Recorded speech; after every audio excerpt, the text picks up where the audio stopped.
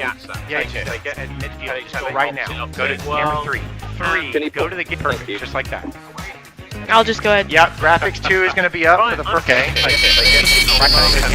Go right now. Go to camera 3. Go. Yep. Can you go to the camera just like that?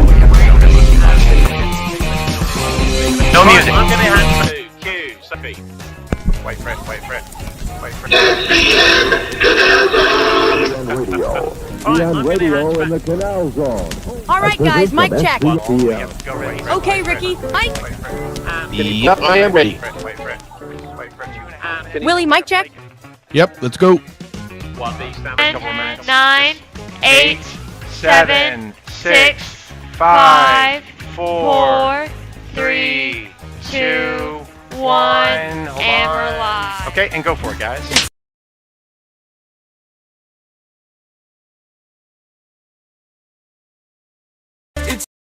Hey guys, there we go. It's 8 o'clock Eastern time. It is 5 p.m. Pacific time, and it is 7 p.m. Canal Zone time.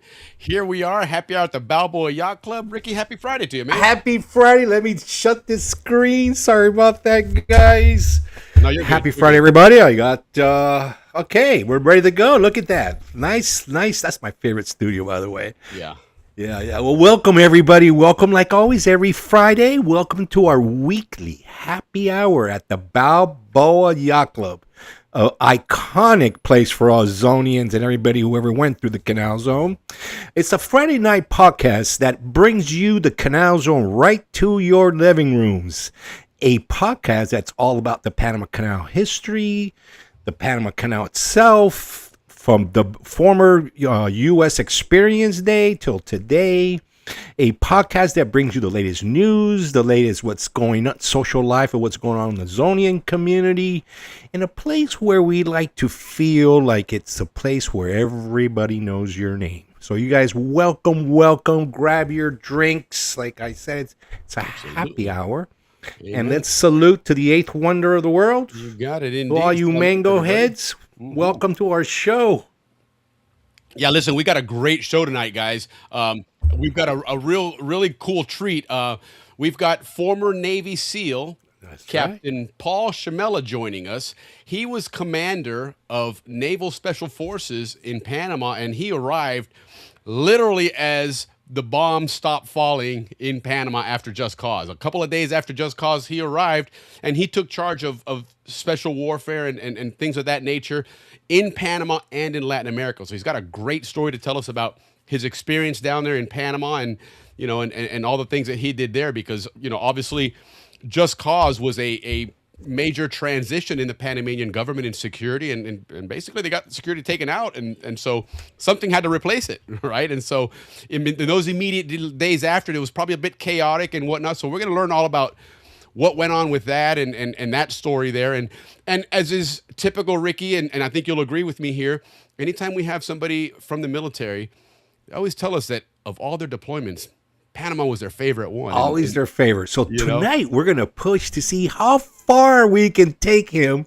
to give us information of what he's allowed to say. So I am going to push to see if I can get him to tell us Ricky those likes to little push secrets. the envelope a little bit, but in all honesty, poaching news. That's what we're all about. it is. But you know, and a lot of what he's going to be talking to us about is what went on, you know, 25, 30 years ago with Just Cause and the immediate aftermath of that, because it really is kind of interesting. You know, a lot of us have understand and know the story of Just Cause, but, you know, in the aftermath of that, how did security take place? Because you still had to secure the canal. You still had Right, because there was no more Guardia Nacional. Right. Well, and Noriega spent a lot of time, you know, setting his country up for this kind of stuff. So it's not like, you know, when the shooting stopped, the place everybody behaved. Clean. Right. Actually, everybody misbehaved. Even a few Zonians that I've heard about. Yeah, and then a little bit of rock and roll music around the the papal nuncio, and nuncio. that was all she wrote there. So, but anyway, that's really exciting. Also,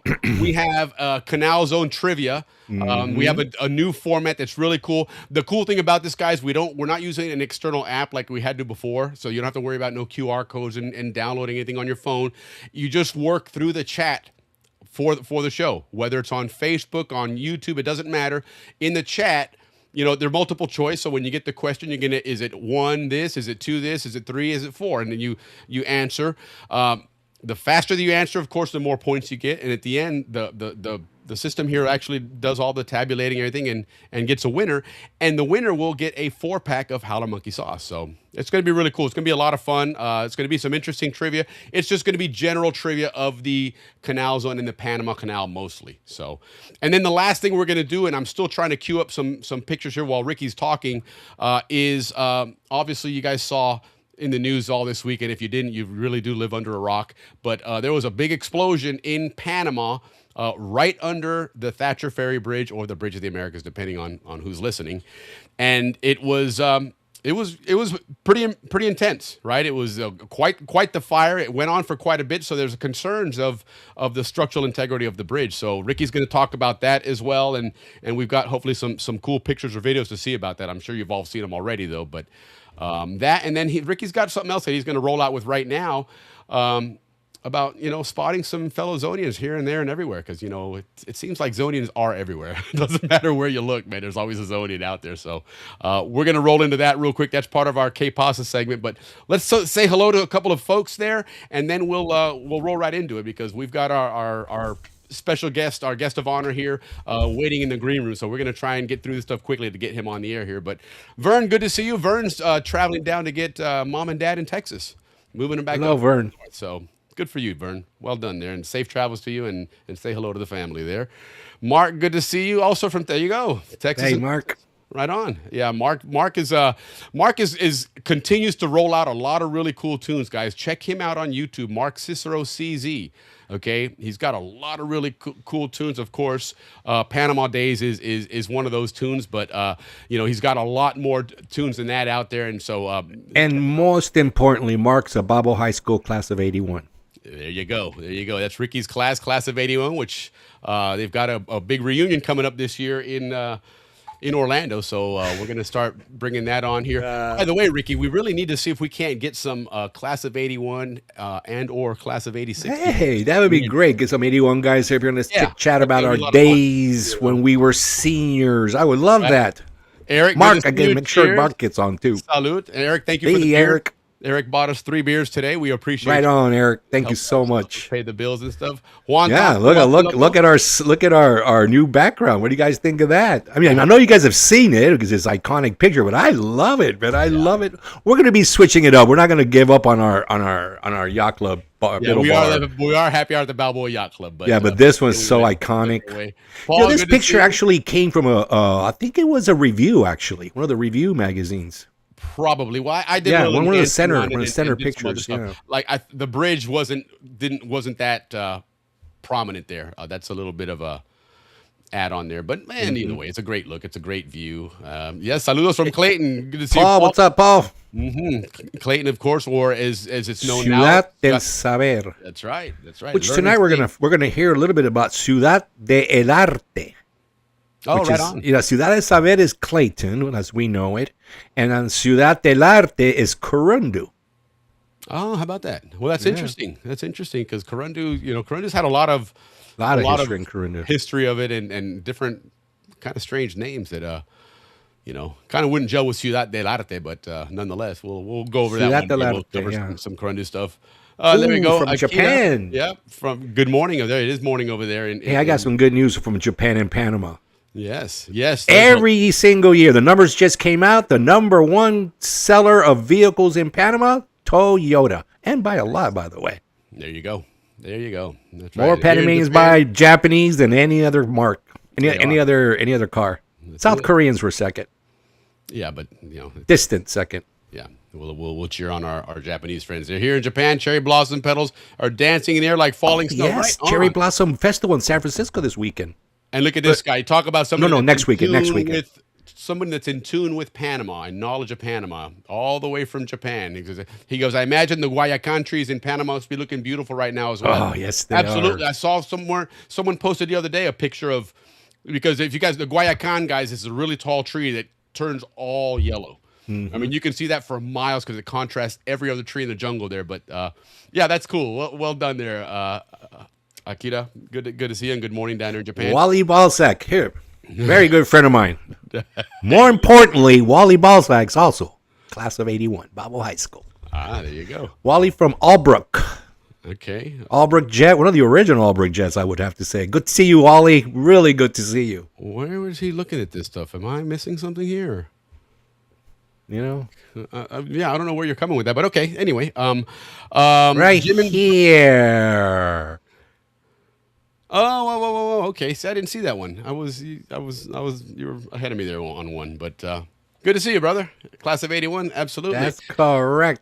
And they've landed. Okay, you know what? We were going to try and get it on, and we were trying to get the show launched. I was hoping that it would go a little bit more delayed, if anything, and then we could maybe, cut into that live feed. But yeah, so they did splash down. Welcome back to Earth.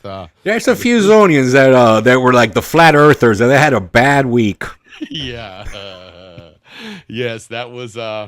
We knew it was going to come out. We knew this was going to be one of those. But Hey, Leaf, good to see you. Always good to see you, Mr. Salim. Yep, at least just confirming. Leaf and I grew up right in that neighborhood, right behind you.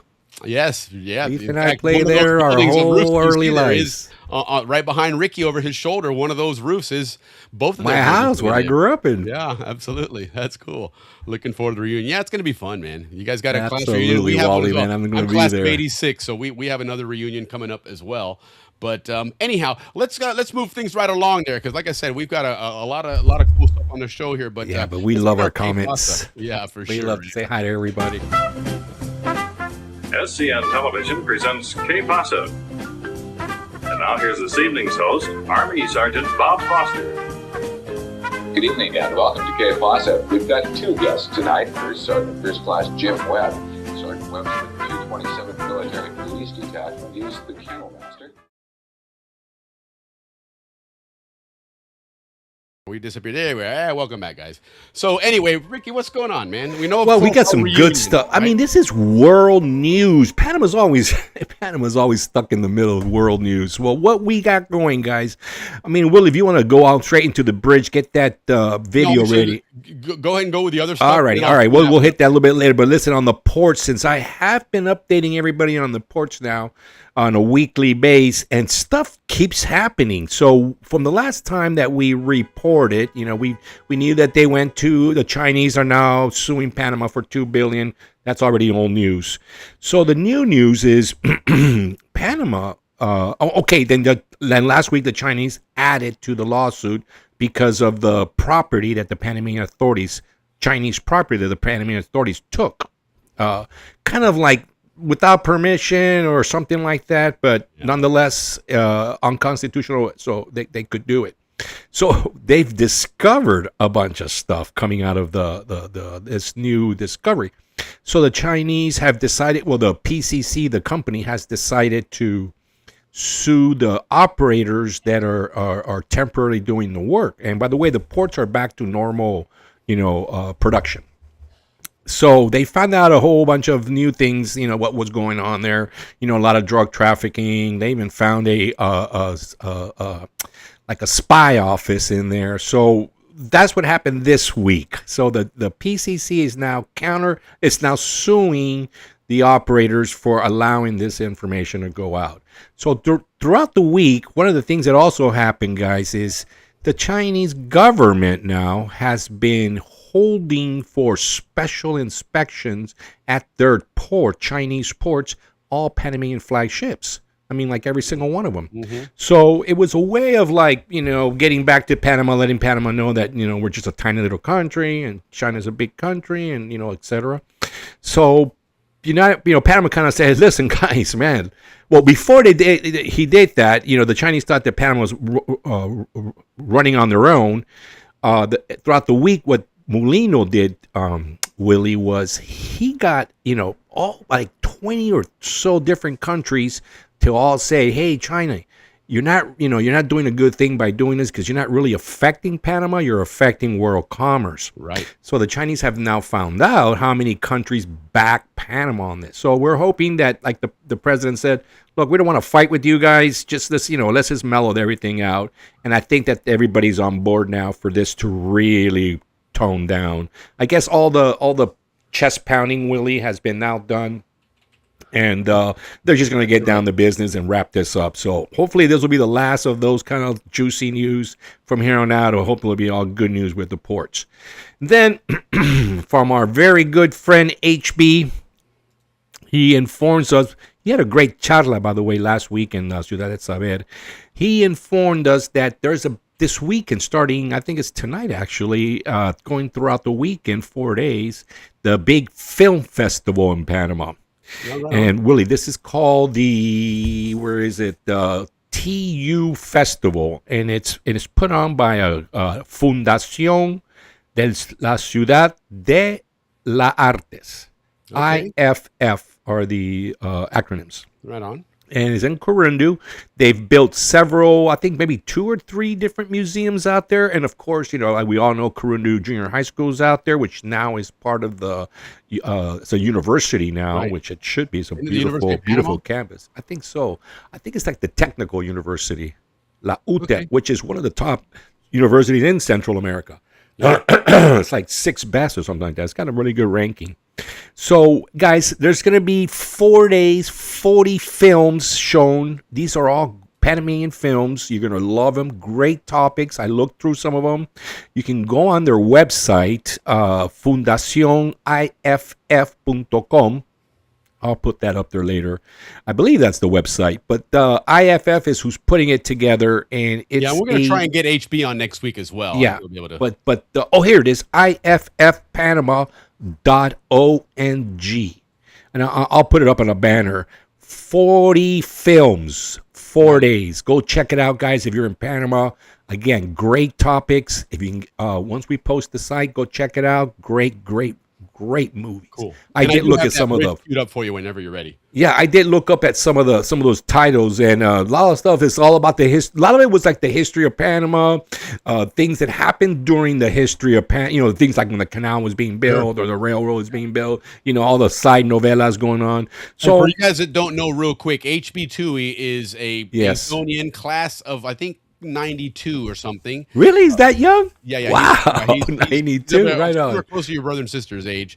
But he's a very accomplished actor and a very accomplished speaker in Panama. And, he's been on the Hallmark Channel on several films there that they've done as well, and then done several things in Panama, both at the Theater Guild as well as in the big, national theaters. I mean, this guy did a great play that Ricky's dying to get him on and talk about. 1903. 1903. So this guy's very well known as a public persona in Panama and very much a Zonian. He's been on our show. He chimes in every so often in the chat, and he's joined us before. So on a dictionary night. Yes, correct. Well, so guys, go check that out. And then Willie, you got all those pictures ready for our friends around the world. Yeah, well, let's do the bridge real quick, and then we'll switch over to that. Absolutely. Right you now. tell me, boss. Yeah, so. All right, look at that, guys. So right there, you got, this is right behind, my goodness, right behind the where we practice football. Yeah. Right there. Remember those tanks? Yep. That's where that happened. Yep. Now... Yeah. So anyway, so go ahead and tell us what's going on now. Yeah, 3 explosion, guys. Well, there's some it could straight up. What the news that came out was it was just straight up negligence. These guys didn't know what they were doing, and the freaking thing blew up. But the thing is, something like that. Here's the deal: the type of fuel that's supposed to be stored under that bridge wasn't flammable. It was a fuel type bunker and a diesel. Which burns, but very slow. It doesn't explode. Very slowly. It doesn't explode like that. So, storing it under the bridge, it had his issues, but not major like what we're seeing here. So what happened was there was 3 trucks unload. What this facility was doing was, what they do is that there's a company there that collects all the leftover gas or the throwaway gas or oil, and then they bring it here. They kind of recycle it into bunker and diesel, right? Because it's the lowest form of fuel. Right. So they were unloading 3 trucks full of gasoline. So what was gasoline doing in a diesel place? So a lot of people were just saying that they were, cheating and they were, not following the rules and they were putting different material that they shouldn't have. Well, anyway, there's a lot of different rumors going around. Yeah, there's a lot of different rumors. So not over by any means. Right. But we love to think of the conspiracy side. So it could be, sabotage, someone trying to knock down the bridge and create chaos not only on the canal, but in Panama, because as you know, the workforce of Panama City lives on that side of the bridge. Yeah. Yeah. But the good news is that, all this conspiracy and all that, whatever. The good news is that the Corps of Engineers is down there doing some inspection, as well as El MOP, as well as a third. There's like 3 different people doing inspection on this bridge for the importance of it not coming down, and create the chaos that would create. So I think we're all really happy that the Corps of Engineers is there. That brings a level of certainty to whatever results they come out with, and because right now, Willie, the traffic has been there's traffic going across, but anything I think the 10,000 is the level that you have to be under. And for the first 24 hours, right after the fire was out, they allowed traffic to start going, and they kind of took a step back and said, "Hey, wait a minute, it's probably not safe yet. We don't know what's going on here." So they ended up closing it all together and rerouted everything through the Centenario Bridge, which is further up, over by Summit. Summit, just past Pedro Miguel in that area there. Now, that being said, both of those bridges are busy every day with traffic anyway, because as we've talked about before, the west bank of the Panama Canal area, the former canal zone, is very much the suburbs of Panama City in a way. The population there has just exploded. So this is the reason why they're building that tunnel underneath for the metro, and the next bridge is going to go up right next to the Bridge of the Americas. But that, for the first 24 hours, traffic was, it was to the point where even Copa Airlines was putting out, advisories regarding arriving or leaving way earlier because of the fact that traffic is just majorly impacted all across the city because of this one fire and this one bridge. So, it's the Bridge of the Americas is still quite. He's hanging in there tough. Yeah. I've been more the optimist, going, nah. I know a little bit about concrete and the fractures we've seen. Right. To me, like I said, my limited knowledge is stress fractures, so it should be okay. No problem. No, hopefully it's not, because this isn't something that there's a quick fix. Okay, if you have to close it, or if you have to do something with it, or God forbid it's not structurally sound anymore, you're months and years away from a solution to that. No. They can fix it faster I'm just than that. saying, that's what I'm getting at. But the turns good out thing, it's not, is my point. The good thing though, Willie, has brought back to a conversation is what are they going to do with that bridge? For a period there, the importance of the new bridge was so much that the older, the Bridge of the Americas, or the Thatcher Ferry Bridge, the way we knew it, they were okay with knocking it down. Now all of a sudden they're saying, you know what? This bridge has been an iconic part of all our, and whenever you see a picture of Panama, uniting the continents and, all that stuff, it was always that bridge. That's synonymous with Panama, not just to get rid of it. They had that big scandal a couple of years ago where they found out that all the steel that they had brought in to repair it was stolen. And so they're like, well, wait a minute, now it's becoming a cost prohibitive thing to do it, and you're going to have these new bridges and stuff. No, they can do it. They can do it. I live in San Francisco. That's why I'm optimist, and we live around humongous bridges, and they fix those all the time, Willie. So I see it. And it doesn't seem like we know. I'm just throwing out the for instance, because like right now, for example, they probably, maybe even 4 days ago, they probably wish that swing bridge was still around, because that would have helped alleviate some traffic as well. It's, Panama has exploded on that West Bank in such a way that, this isn't any more of a necessity. Now it's just urgent. You just got to have it, or if not, Well, they're already talking A, save the bridge, which is good, and B, the fifth bridge. Like the fourth bridge is already too small. All right, so that's what we got with the bridges. Like San Francisco, Panama is a bridge country. Yep. We've got 1, 2, 3 bridges crossing. Of course, the fourth bridge. 4. So we'll have 4 bridges crossing, with the fifth being planned. So that's a lot of bridges for a tiny little country.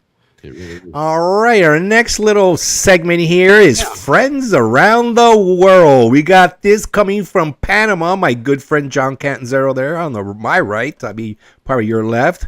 Mr. Pablo Prieto, a iconic Zonian figure, and Mr.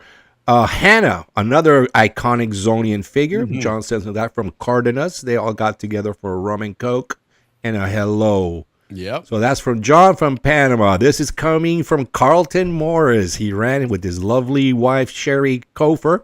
Ran into the lovely Monica Reyes and her husband, John Thurber, who played football with me. Yeah. He was a middle linebacker and a fellow architect, by the way. Oh, there you go. So yes, they ran into them, I believe, in Fort Lauderdale. I'll have to check on that. Here's Carlton again with Paul Gibbs and their respective wives.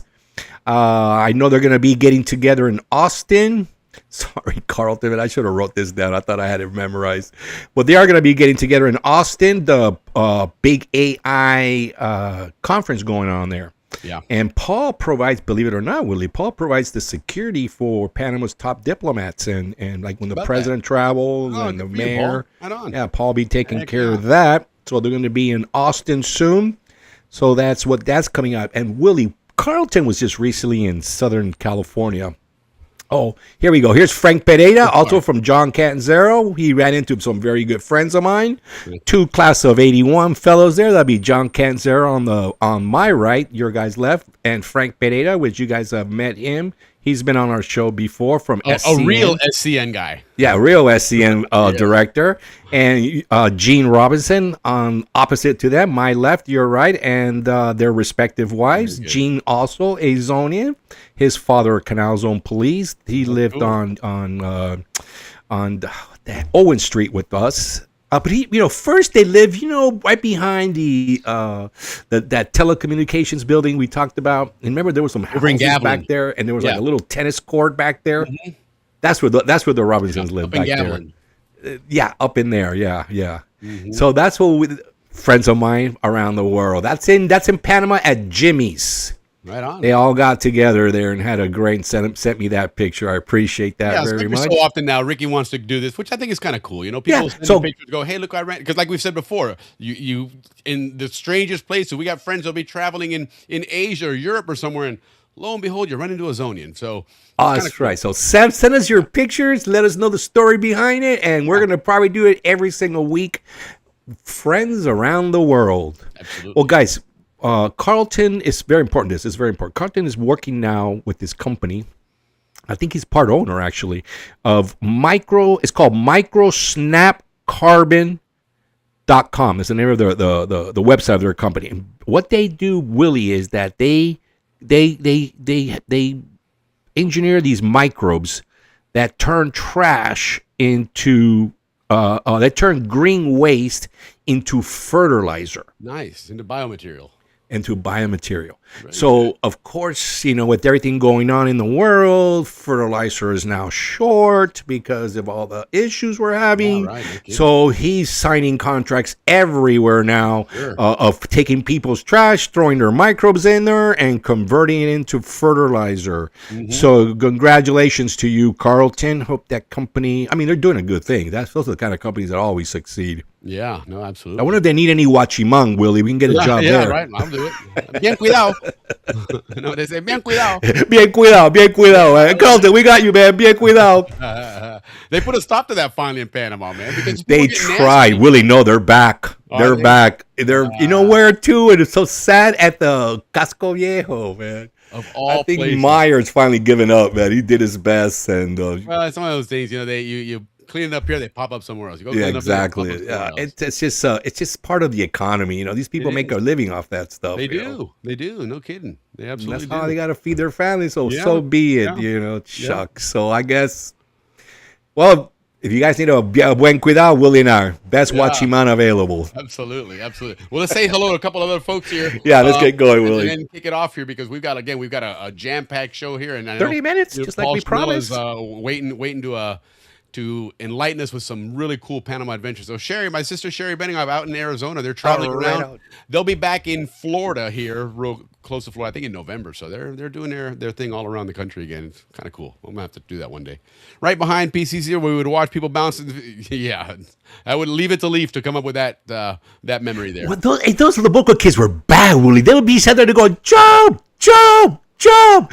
I remember those Laboca kids. I'm not going to mention any names, but those guys were maleantes, man. I mean, you can't hear that. That thing was so high up, man. And people, if anything, they're like, they're telling me to stop. No, they're bastards. But it's true, man. Those kids, I mean, those kids saw those guys, jumping off or afterward. I mean, the Laboca kids that's why they're so tough, man. Those kids had to put up with that. Either the college Green Devils that practiced there or when you were in school there. A couple of people saw that. But anyhow, we're not going to talk about that. But New Tunnel may have a walkway and a bikeway. Actually, what happened was this was a deal that Elon Musk's Boring Company put out an offer. And it was that we're going to build a tunnel. It's got to be less than a mile, and we will build it for free if it's a worthy project. And so they had over 400 or over 500 submissions of projects. They ended up actually picking 3. Okay, they narrowed it down to 16, and in those top 16, Panama made it. And they wanted to do a tunnel underneath the canal there that would be for bicycles and pedestrians. Yep. Well, just yesterday they announced that they selected not 1 but 3 projects, and unfortunately they were all in the United States. So under the canal, that was going to be tough. That was going to be tough as it is. Hey, I got a little text message here from good friends of ours up in class of '79. I mean, all you guys remember Mr. Burt Meat? Well, right? He was a great Zonian. Yeah. Graduated with my father. He was a good referee. Well, Bert has passed. I know you guys all know that. Yeah. Well, whole bunch of class of '79 guys are celebrating his life right now. And Willie, they're watching the podcast. So saludos to all you class of '79 guys. Yes. I played football against all those guys. Yeah, and y'all. Hey, listen, if you all just on YouTube or whatever on your phone, you can jump in the chat and say hello, and we're more than happy to say hello to you guys. But that's cool, guys. I got a story on Bert Mead, man. How much he loved those '79 guys. I was quarterbacking the Bulldogs, and we're playing college. And it's a tight game, guys. Tight games. All you guys probably remember this. And I had the ball. They came and they hit me. I didn't fall down. And then they blew the whistle. Larry Shaneslaver comes, grabs the ball from my hands, runs it in for a touchdown. Bert Mead calls it a touchdown. And that's how they beat us. But Mr. Mead, that's all right, man. You deserve that to help out the '79 guys. I've probably told this story several times. Those guys are gonna kill me when they see me. Yeah, well, listen, and now that we're on the Burt Mead stories, then so and some of you guys have probably heard this already, but 2 years ago we did at the reunion. 2 years ago, or coming up on 2 years ago, we did a Balboa Rams reunion. A lot of fun. We had a lot of people come in and talk. Former coaches. We even had oh my God, what was his name from Cristobal? Was it Palumbo? Not Palumbo. No. His name was coming. Downing, Coach Downing. Coach Downing, yes. Yes, and he was there because he helped, with all that stuff. But anyhow, long story short, I was reaching out to people that to join us and come in and talk and give us their memories of the Balboa Rams.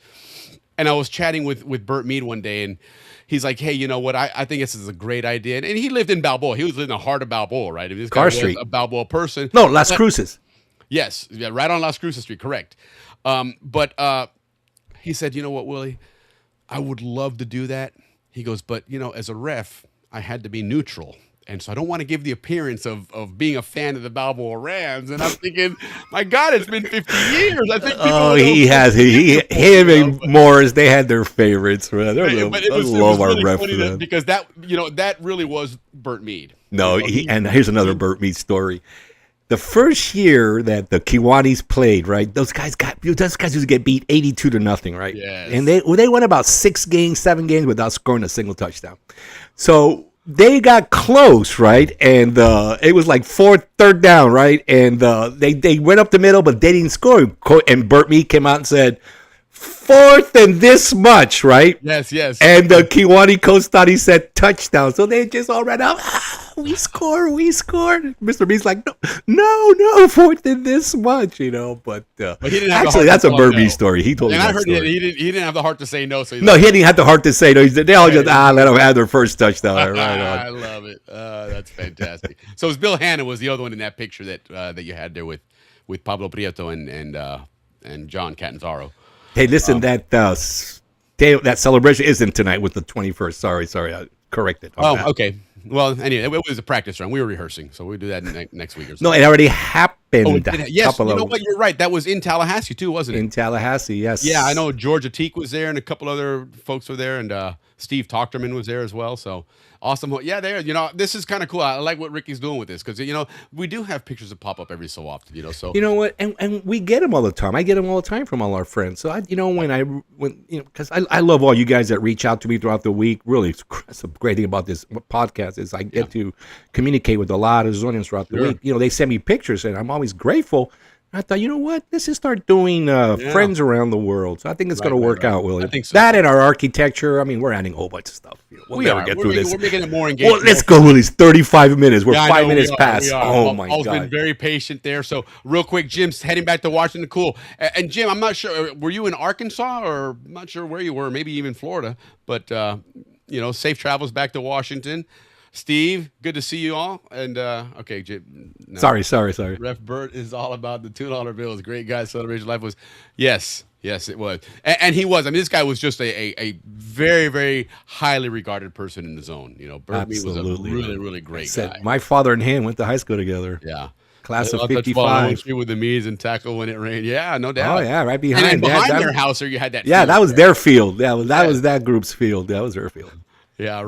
John, you played in that field? I thought you played with us behind the Koffers. That's funny. That is too funny. John, John lived right between both the fields, so I guess he could play with both. Right. All right, but he's right in the middle. Let's move things along then. So, like I said, because we're gonna get Paul on here, and he's got some great stuff here. So let's pay some bills with some Howler Monkey Sauce. Which, again, by the way, guys, our trivia show tonight, the winner will get a 4-pack of Howler Monkey Sauce. So make sure you say very easy to do. You don't have to download anything. You just play right through the chat. So anyhow. Here we go. We're still looking for our Howler Monkey Hot Sauce spokesperson. Just got an email from Panama. You've got mail. Hey, I'm Mac, and I grew up behind Howard Air Force Base in Panama. I can talk about hot sauce. On pizza, uy, que rico.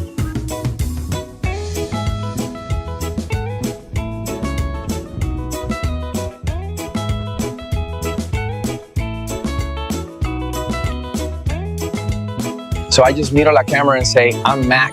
I grew up in these trees next to Howard Air Force Base. Hey, are we really going to Napoli?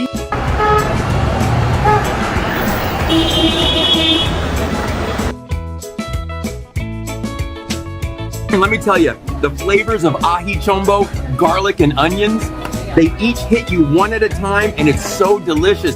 Howler Monkey Original brings the true taste ají chombo of Panama to your pizza game. Do you know a Howler Monkey who can describe the sweet heat of our original with authentic ají chombo peppers, or the fresh punch of verde where habanero warmth meets crisp bell pepper? How about the bold tang of Amarillo, yellow Scotch bonnets blended with mustard seeds? And of course, our hot, the same great flavor as original, fired up with red habaneros for that fire. Our sauces are all natural, no preservatives, gluten-free, pure flavor and pure fire. Are you the next Howler Monkey spokesperson?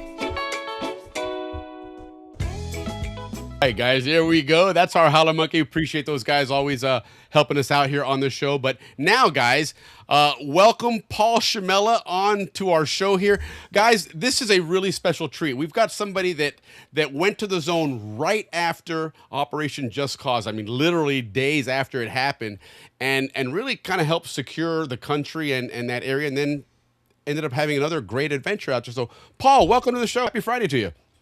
Thank you, Will. It's a pleasure to be on with you guys. Yeah, this is great. This is fantastic.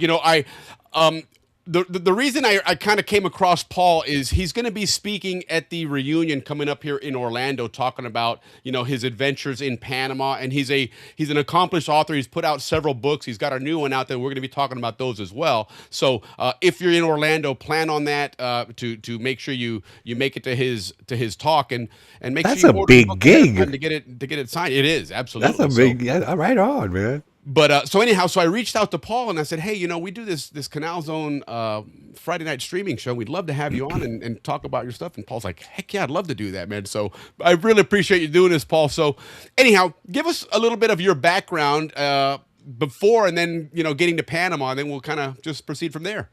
Sure. First of all, I have to thank Kathy Mallon for inviting me to the Orlando gig. I'm pretty excited about that. I was in the Navy for a long time, and I really don't have a hometown because I moved around Sure. Military, yeah. So if I had to pick a hometown and do it all again, I'd go for the Zone. Yes, right on. You guys really have a camaraderie that inspires me. Yeah. Oh, right on. We appreciate that. And this is what kind of the show's all about, which is why we we do things like where most streaming shows, you're showing pictures of somebody here and there and just friends and hanging out and stuff. But that's kind of the essence of Zonians, is that, even if I haven't seen or heard from you in 30 or 40 years, if I run into you, it's as if we hung out last weekend. Yeah, And it's that's so cool. That's the same way. That's the same relationship I have with my classmates from the Naval Academy. I'm sure. And the older we get, the closer we get, which is pretty interesting. Yeah, certainly. But I normally introduce myself using 4 words. Okay. SEAL, lecturer, writer, and caregiver. And those words. Wait. You need to add a 5. You got 5 fingers. Zonian. Okay. I'll add that with pleasure. Right on. No, those are kind of the 4 phases of my adult life so far. Mm-hmm. I'm equally proud of all of them. And right now I'm a caregiver, but I've got great memories from all the other phases in my life. I served as a Navy SEAL for 22 years after destroyer duty in the Pacific at the end of the Vietnam War. Wow. After I left active duty, I spent 20 years teaching strategy at the Naval Postgraduate School in Monterey, California. Not a bad place to live. No. Pretty close to where Ricky lives. Yes. We spent a lot of time in the Bay Area. I was supposed to be there this Sunday, but our weather is a little harsh. Yeah, I always said it was about 20 degrees too cold. And that's about right. But then I ended up in Houston, where it's 20 degrees too warm. So Panama was perfect. It was just perfect. And then when I retired from government, I wrote a trilogy of thriller novels, which we'll talk about, based on some of my experiences in Panama and throughout Latin America. Right.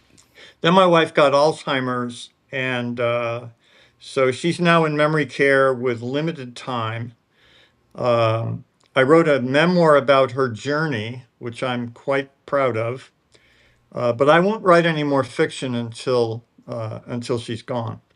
Right. But I wanted to say the first time I visited Panama, I had no idea I was actually going to be stationed there.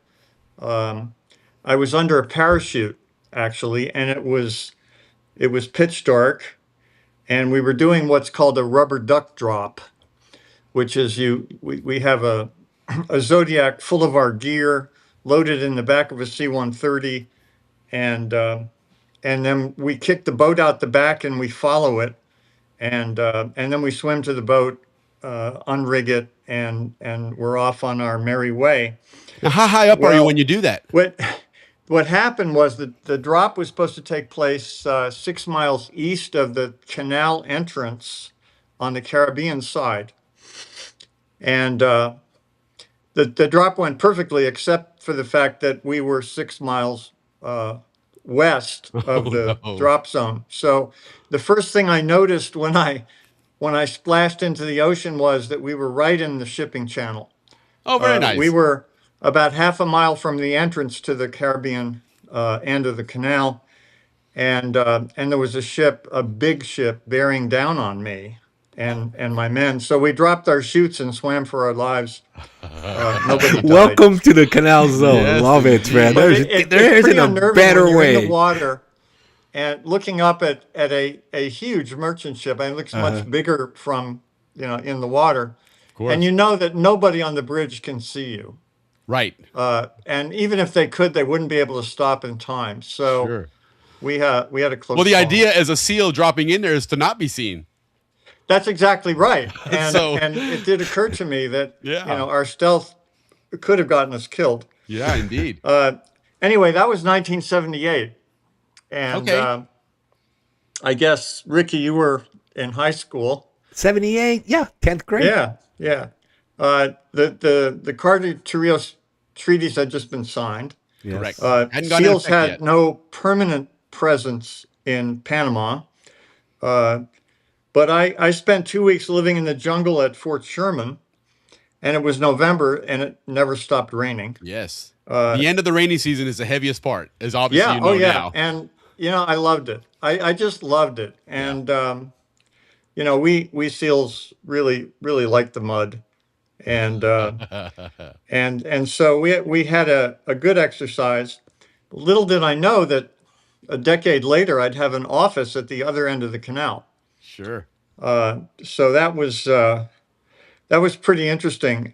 When I got my orders to Panama in 1989, my wife's first reaction was, "I'm not going."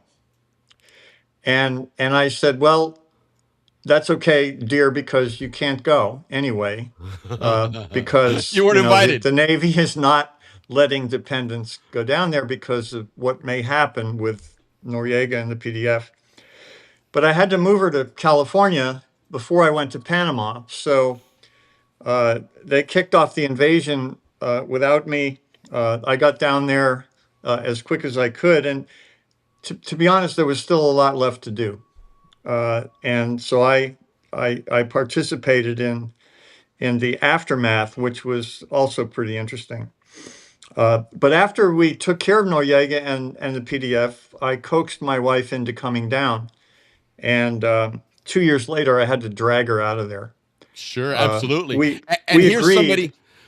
Sorry to interrupt, but here's somebody that played a very pivotal role in your wife's reluctance to leave Panama. Saying hello to us there is Don and Marcia Cat. Yeah, well, they're prominent in my story. Yes. Eva, my wife, was lucky enough to become friends with Marcia, and she got into the women's circle who's new in Panama, and our social life blossomed from there. Eva ended up enjoying that tour much more than any other, and that includes going back to Germany where she came from. Right. If she wanted to stay, and I wanted to stay, and the Navy said to me, "If you stay, you won't get promoted." And to this day, I think maybe I made the wrong decision. Yeah, well, yeah, I can understand that. I mean, it is, we obviously are biased because we grew up down there. But like I said before, there's so many people have said to us, of all my deployments, Panama was by far the best. And you can see why. I mean, there's so many reasons for it. But, it was funny when we were chatting, before you came on the show, kind of getting to know each other and whatnot. You mentioned, that you guys met the Cats, and I was like, wow, what a small world, because they were my next door neighbors in Los Rios. And in fact, you guys talk about, being avid fishermen and love fishing and everything. And that's the first thing my dad said when I mentioned it to me. He goes, every time Don went out fishing, he'd come back with all these fish, and he'd always have a bag of fish for me. It was great because my dad was the last person in the world that would go fishing, but he loved to eat fish. So it worked out great to have a neighbor like Don Katz. That's for sure. And one thing every Zonian's going to ask you is, and where did you live while you were in Panama? I lived at Marine Barracks, uphill from the pool at Rodman, on the top of the hill, which is now a very expensive condominium neighborhood.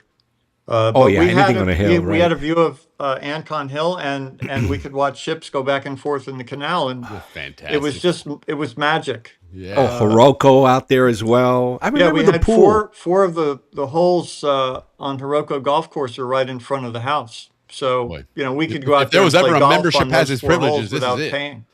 Yeah, and in my age group, we always went to a burger place on that back gate. I don't know if you guys remember that out there. Oh yeah. But there was it was probably, and they you got the burgers in the brown paper bags and the French fries in the brown paper bags. Remember that, guys?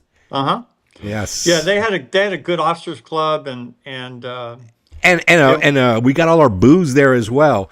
For Sure. some reason, I think it's just because of our Canal Zone plates. But getting into Rodman and all these, I know all the guys in my age group are going to agree with me. It was a piece of cake. There was never a problem getting in there. You know, like I said, we went to your package store, we went to your officers club, we went to your hamburger spots, we went to your the important pool. memories. Because that pool was cool. You guys had a big pool, I remember. That was a 50-meter pool. Oh, was that Olympic? It was. We used to. My unit would run down there once a week, and we'd play water polo. Yes. And it was great. I mean, those are some terrific memories. Yeah, Robin, we talk mostly about Howard, Albrook, Clayton. We rarely mention Rodman, so I'm glad you're on to give us some Rodman stories. Well, I told you guys the other day that I went back as a lecturer, and I was lucky enough to get back and have a class of Panamanian public forces personnel. Right. And so they gave me and my colleague hats from the Panamanian Aeronaval. And so we were wearing those hats when we went back to Rodman. I said, let's go back to Rodman and check it out. Let's see if we can get aboard and see where my old office was. And it was all locked up. But the guy saw our hats and he opened it up and he waved us through and we took a tour. It was great. This is the hat right there on the screen, guys, that he's got the picture of. Seals and boats, right? It's a commemorative hat, right? It's not an official hat by any stretch. Yeah. But it was enough for them to say, hey, these guys are official. Let's get them on. Well, the Seals and Boats was a buzzword for our operational style. I don't remember ever sending SEALs anywhere in Latin America without boats. And I don't remember sending boats anywhere without SEALs. We looked at that as a force package, and it worked really well for us. No bet. And then Eric's mentioning good fishing off from Rodman Pier. Yeah, it was there, and you could see the same thing on the spinning club side. You always know it was good fishing out there on the entrance to the canal, it seemed. Yeah. Wait, wasn't there a roller skating ring out there as well? Yes. I think I recall roller skating out there as well. Yeah, when the one in Balboa closed off of Section I, yes, you had to go to Rodman to go roller skating, and it was similar. I think it was a little bit shorter but wider. But I do remember that one a lot because we used to go there a lot. Gary Klingon used to. Of all people, Gary Klingon was quite the roller skater. So you guys, what really struck me was you guys had everything that a 1950s, Midwest small town would have. Yes, absolutely, 100%. And it had that feel. Yes, very much a Norman Rockwell, amazing. Just a little bit newer. Yeah. Absolutely, yes. I mean, very nostalgic, and that's one of the things we learned about the history of the Canal Zone. Certainly, way back in the day when the construction, and even shortly after the construction, Panama wasn't the friendliest, nicest, most pleasurable place like it was now. And so, the U.S. government went out of their way to provide as much comfort and enjoyment and leisure and entertainment to make sure that people stayed there. And as it turns out, once we grew up, we're like, holy cow, this place is great. It was fantastic.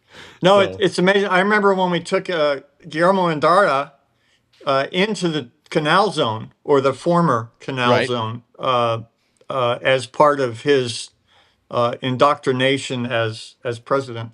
Right. He had never been in the zone, obviously, and he was overwhelmed. Yes. I mean, he was in tears. Right. He said, I had no idea that I was going to inherit all this.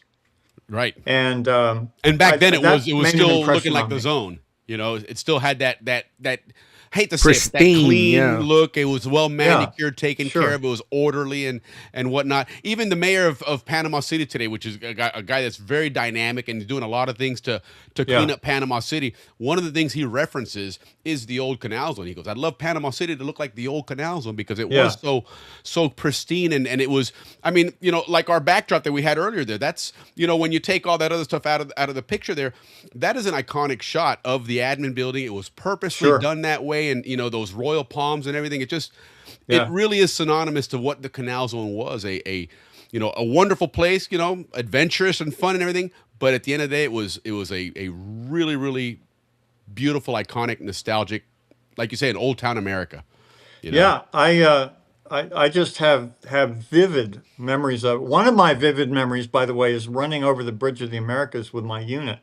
How about that? And we would have been engulfed in flames Sure. a few days ago, but we would run across the bridge and try not to step in the hatches that that would have taken us down into the water. Yeah. And then we went to we went down along the causeway and climbed down the rocks and swam out to the pilot pier. And until I found out that the coliform count on near the pilot pier was, really, really high. So I couldn't in good conscience keep doing that. So we found another place to swim, but running over that bridge was pretty cool. I'll bet. That's, and there again, that's part of that. Yeah, how many Zonians can say that? They ran over the bridge. Very few, if any. It was better than running over the Golden Gate Bridge, I can tell you that. That's there you go. That's a long, that's right across the street from here. Well, and being in from out in Monterey, you would probably have experienced both of those. So you. Yes, absolutely. That is amazing. I wrote down some other memories quickly. Yes, please. We spent some time over at Fort Lorenzo and Fort San Lorenzo, and I just love that place. And one reason is because I had this romantic notion of pirates back in those days. Right. And the story of Morgan the pirate who came ashore and, attacked Panama City from the backside. I mean, that's how I would have done it. Yeah, right. So it caused me to remember that I told my parents when I was a kid that I wanted to be a pirate. I grew up with all these pirate movies, and they sat me down and said, "Look, you can't do that." So the next best thing is a SEAL. It's immoral and illegal. And we're not going to let you do that. So I became a Navy SEAL, which is the next best thing. Yes, there you go. Absolutely. Makes total sense. Navy SEALs are interesting people. There's a continuum with pirates on one end and Jedi Knights on the other end. Okay. And the job of an officer is to keep his young testosterone-fueled SEALs closer to the Jedi end than to the pirate end. Easier said than done. That was a leadership challenge, I can tell you. But we used to go scuba diving in Isla Grande. We spent weekends in Boquete. We do day trips to El Valle, where I almost got bitten by a fer-de-lance. Yes, they're very aggressive, so I'm not surprised. Yeah, we've spoken about that. We've spoken of that snake. It's one of the tougher ones. It is. Well, because it'll chase you. Other ones are like, okay, if you back off, it's like, okay, you got the hint. The fer-de-lance is like, I'm gonna teach you a lesson, man. It'll keep chasing you. Yeah, that would have been pretty bad. The honey badger of snakes. But the Panama City was just really exciting. I mean, dining at 1985. I mean, it doesn't get any better than that. Sure. Condadora, everything about Condadora. Getting arrested in Costa Rica. I mean, if we had more time, I could tell you that story. Wow. Okay. Yeah, and you mentioned Summit. We were tasked to take down one of the old radio antennas that was a hazard to navigation, air flight.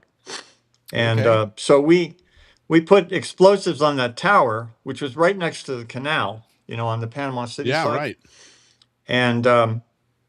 And we took it down.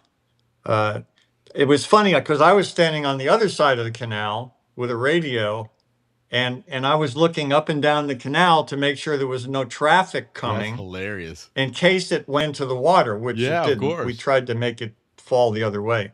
But the story I never told anybody was that there was a thunderstorm fast approaching when my guys were on the tower rigging the explosives.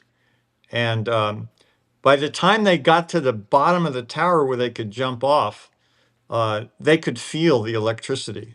Ooh. And they came very close to getting electrocuted. Yikes. We didn't put that in the report. No. You don't want to do that. Yeah, so all those memories are, That's always fresh. Now, so you go to take that tower down, and so this is obviously a military run operation. Yeah. So the Canal Authority didn't play a role in that. I don't remember if they did. We got our our orders through the military chain. Sure. It was a military installation. I'm sure that somebody coordinated with the Panama Canal. At least give them a heads up. Just be on the lookout for a tower crashing into the canal in case something goes wrong. Otherwise, no big deal. But it went fine. That's great. So now let's go back to your Panama deployment. Now, you arrived 2 days after Operation Just Cause kicked off, right? So thereabouts the 22nd of December. Yeah, it was a few days. I think it was like 3 days. Okay. I mean, we had some. I mean, the unit that I ended up commanding did some fighting at Paitilla that didn't turn out too well. The one at the airport, right? That we're all at the airport. And I'd like to think that if I'd been there earlier, I could have done that differently. I would have done it differently. But that's water under the bridge. Correct. There was still a lot left to do. Just Cause didn't end the day after the invasion. There was still a lot of cleanup work to do. Right. And we did that. Basically, we put SEALs in the field in the most remote locations where there might be PDF holdouts, and there were some. There was no firefighting or anything like that, but it was prevent insurgency to get people out in the jungle and did they know you guys were coming after them? Like, were they running from you, or did you guys just surprise them? I don't think they did. There weren't that many of them, but we were just checking and making sure that these areas were were not used as hiding places. I sent a patrol out to Coiba Island. I wish I could have gone with them. Brought your snorkeling gear. Yeah, what a great place. So we did some of that. Let me ask you this. Was there concern about Cuban forces there? Because prior to that, there was a lot of rumors and stuff that there was Cuban military in Panama, and that, in fact, they'd had some firefights out near Rodman out there at one point. By the time I got there, I never saw any Cubans. Okay. They could well have been there as advisors. Sure. The way they were in Grenada. Right. And Venezuela. Especially in Venezuela. Yeah. But Venezuela was not Panama. We actually did regime change, and we had a new regime ready to go, and we plugged them in, and that was a real success. Yeah. But we had prepared the battlefield, we had prepared the administrative battlefield, and they had already been elected, so it was really pretty straightforward to put the Endara government in place of Noriega. Right. My wife usually credits me. She used to credit me for coming up with the plan to play rock music at the Papal Nunciatura. Oh, you're the guy behind that. But no, I wasn't. I mean, it wasn't you? Okay. No, it wasn't. I was saying, great selection of songs. Yeah, it was the Army psychological operations guys, and they're really good at that. They picked the right titles and they had the right very volume. Purposeful. I was there when it came out. You mess with the law. He wasn't going to last long, not with that music. Yeah, I can imagine. But and then you talked about going around and picking up weapons because there were weapons caches around and stuff. We had Panamanian friends. Let's call them friends because this was not CIA stuff, but we had people in town and in the interior who were looking, and they were actually, some of them were buying weapons off the street and bringing them into us, and then we would take them up to Southcom. Wow. I told you guys the day after General Thurman announced that there were no heavy weapons left on the street, we presented him with a 120 millimeter mortar. That's crazy. I was kind of happy about that. Yeah, but the yeah, general wasn't very happy. That was good. That was the people that we knew were out there beating the bushes, literally. Sure. Because it's their country. Right, of course. Well, and as you say, all of this was planned and set up right ahead of time so that you were able to accomplish all these things smoothly. And the average person, certainly a war is going to impact anybody, but sure. If you look at it versus other, military conflicts of this nature, this one came and went pretty fast.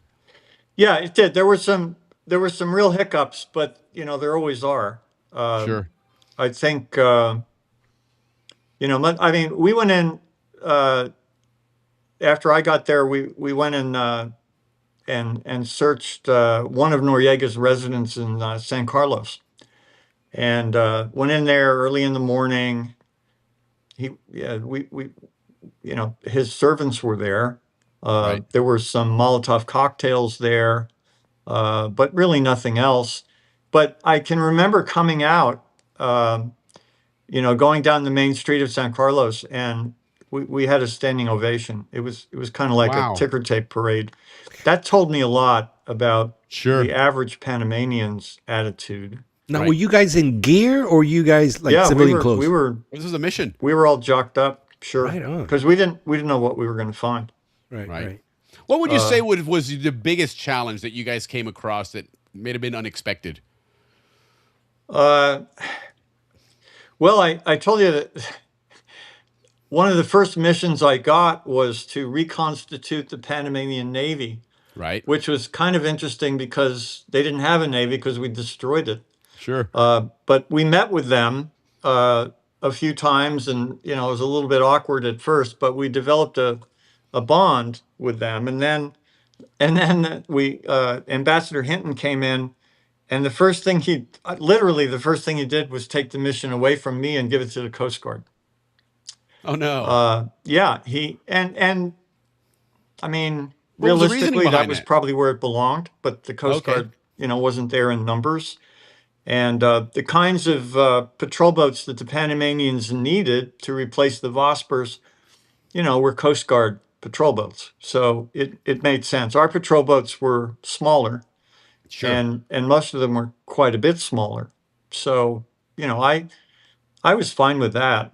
Not that the ambassador would have listened to me, but, of course. We had plenty of other stuff to do. In fact, the action shifted pretty quickly from Panama to downrange, especially the Andean Ridge, because downrange meaning South America, right, and also Central America. But South America was where the cartels were pumping out cocaine, and they were transporting it in large quantities by air, by river, and by road. And the thinking was that if you interdicted them or prevented them from using roads, rivers, and air corridors, you could shrink the supply and make the price of cocaine in the United States go way up and the purity go way down. Try and shrink the demand. Yeah, I mean, those were the measures of effectiveness, up at the Washington level. Okay. And I think we did have some influence on the amount of cocaine that was making it into the country. But, there was so much, and there's still so much. Right. So it was almost like trying to bomb the Ho Chi Minh Trail. What's that? It's almost like trying to bomb the Ho Chi Minh Trail. And yeah, well, exactly. But it was great training. I mean, we built riverine interdiction programs in a number of countries: Bolivia, Ecuador, Peru, Colombia, and we worked with really every military and police institution that needed the help. So my guys were always busy, and I was always down there right with them, and we really, I think, did a lot of good. It was certainly the kind of what we call it in the military is foreign internal defense, but it was building alliances for a common purpose, and that made it really satisfying. We did a lot of work in Central America too. I mean, the Civil War in El Salvador has been forgotten, but I promised the chief of the Salvadoran Navy right in the beginning, because he was, they were fighting. I said, I'm going to send a platoon up here every month, and we're gonna do whatever we can to get you, ready and keep you ready. And so we had a relationship with them that wasn't well reported. Sure. But we did a lot of humanitarian work in Honduras at Joint Task Force Bravo. A lot of exercises using all of Central American countries. I can remember going across the Gulf of Fonseca from Honduras to El Salvador in a Honduran patrol boat to a celebration in La Union. And it was remarkable because Honduras and El Salvador had not been getting along very well. In fact, you may remember the soccer war of 1969. Yes.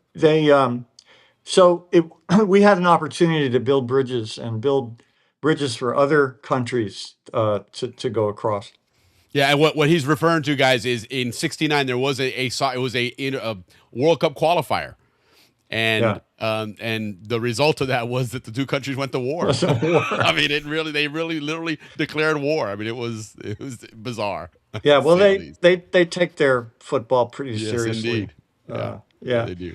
But it was fun to see them coming together. Sure. Sure. And of course, the Gulf of Fonseca is a pretty interesting place anyway. I actually feature that in one of the novels. Okay. And I was telling you guys about the recovery of bodies from the Condor plane crash. Oh yes, that was quite interesting. With the families on the beach waiting for us to bring the body bags in, it was really hard. Well, let's start from the beginning with this story, because this is an important story. Yeah. Yeah, so it was an Air Perlas. You guys remember that used to fly out of the old Paitilla Airport, and it was a Twin Otter. Those were those twin turboprop high wing planes that you could fly out to Contador. I know I did it with my family as kids. We went out there and spent the weekend and stuff. And well, they were pretty safe. I remember they crashed into the ocean shortly after takeoff at Condadora, and nobody knew where the plane was. Two people popped out and lived, but 20 people were killed. So we had to find the plane, which took a while. Sure. And then we had to get the bodies out, which also took a while because, well, not to be too graphic, but they were pretty well crammed in there. Sure. So it was in about 100 feet of water, which doesn't sound that deep, but for scuba, air scuba, that's a deep dive. Okay. Right. Let me ask you. You can only spend about 8-10 minutes at that level, right? Yeah, your bottom time is severely limited, and you got to be really careful you don't. Is that because of the compression, the weight of the water? Yeah, and seals are not really divers. Some people call us combat divers. We're more combat swimmers. Right. Our business is usually, 25 feet to the surface, but it was good to get those relatively deep dives in. Sure. Well, let me ask you on that note. You said you had to search for the plane. How does one go about that? Because we always hear stuff in the news, right? Like a Malaysian plane, and obviously you're doing some kind of a racetrack pattern. But what is it exactly that you're doing? How are you looking for the plane when you're doing that stuff? Well, you basically you make a line abreast, and you get close, and you get a line of divers close enough to the bottom, and then you just swim on a compass course. Wow, so you literally are swimming just to look for it.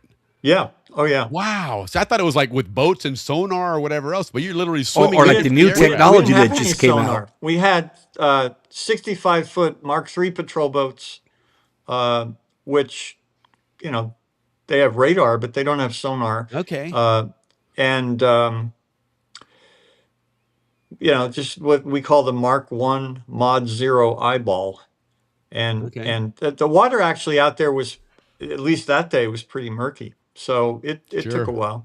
In fact, some of the Panamanian scuba divers that we actually knew had come out and they were helping us. Oh wow. Yeah. So that took. Well, we had to go back the next day and get one more of the deceased. But that was, basically a 1-day operation. Sure. But I jumped at anything that would serve the people of Panama and remind them that we were there for all the right reasons. Sure. And which is you're doing it exactly that right now in Panama. Right. It's kind of round 2 again now because even like Gamboa looks like Gamboa is now being purchased by the government to become basically a special forces town. So I imagine that the U.S. military will be playing a role in that as well. But another role, something else that you did that we've talked about a little bit, and some people might remember a few things about this area, Empire Range. We knew Empire Range back in the day because that was a place where there was mortar practice. And, we were talking the other day about there was an errant mortar shot that actually went into the pool in Paraíso. And and the Army finally came in and said, oh, yeah, that was ours. Sorry. Yeah. My bad. But what was your Empire Range story? Because you did something a little bit different there, didn't you? Yeah. Right after I got down there, I said, well, we need is a range where we can fire from the boats into the jungle to support the insertion and extraction of seals. And that's a tricky operation that needs to be practiced frequently. So we found a place on the edge of the canal. It doesn't front on the main part of the canal, but there's a series of islands. You're familiar with it. Of course. On the lake? So it's between the lake and Rodman. It's actually pretty close to the Smithsonian. Okay. And back then you didn't really need permission to do anything. So we just went in there and established ourselves and started training, and it was good. That was some of the best training we had ever had, because we could fire the 50 caliber machine guns, which is, that's the weapon you need when you want to, get seals out of a jam. But with an interesting epilogue to that is my secretary was married to a man named Juan Mendez, who had gone to Ecuador for a corporation job that he had, but he came back to Panama after the handover. And soon after that, he called me and he said, "Hey, remember me?" I said, "Of course." He said, "I'm the guy that has to clean up the damage from your training." Oh, no. He said, "I've got to go out there and recover all this expended, ammo boxes and cartridges and, and if you left any live stuff there, I'm going to have to do that." So I worked with him a little bit.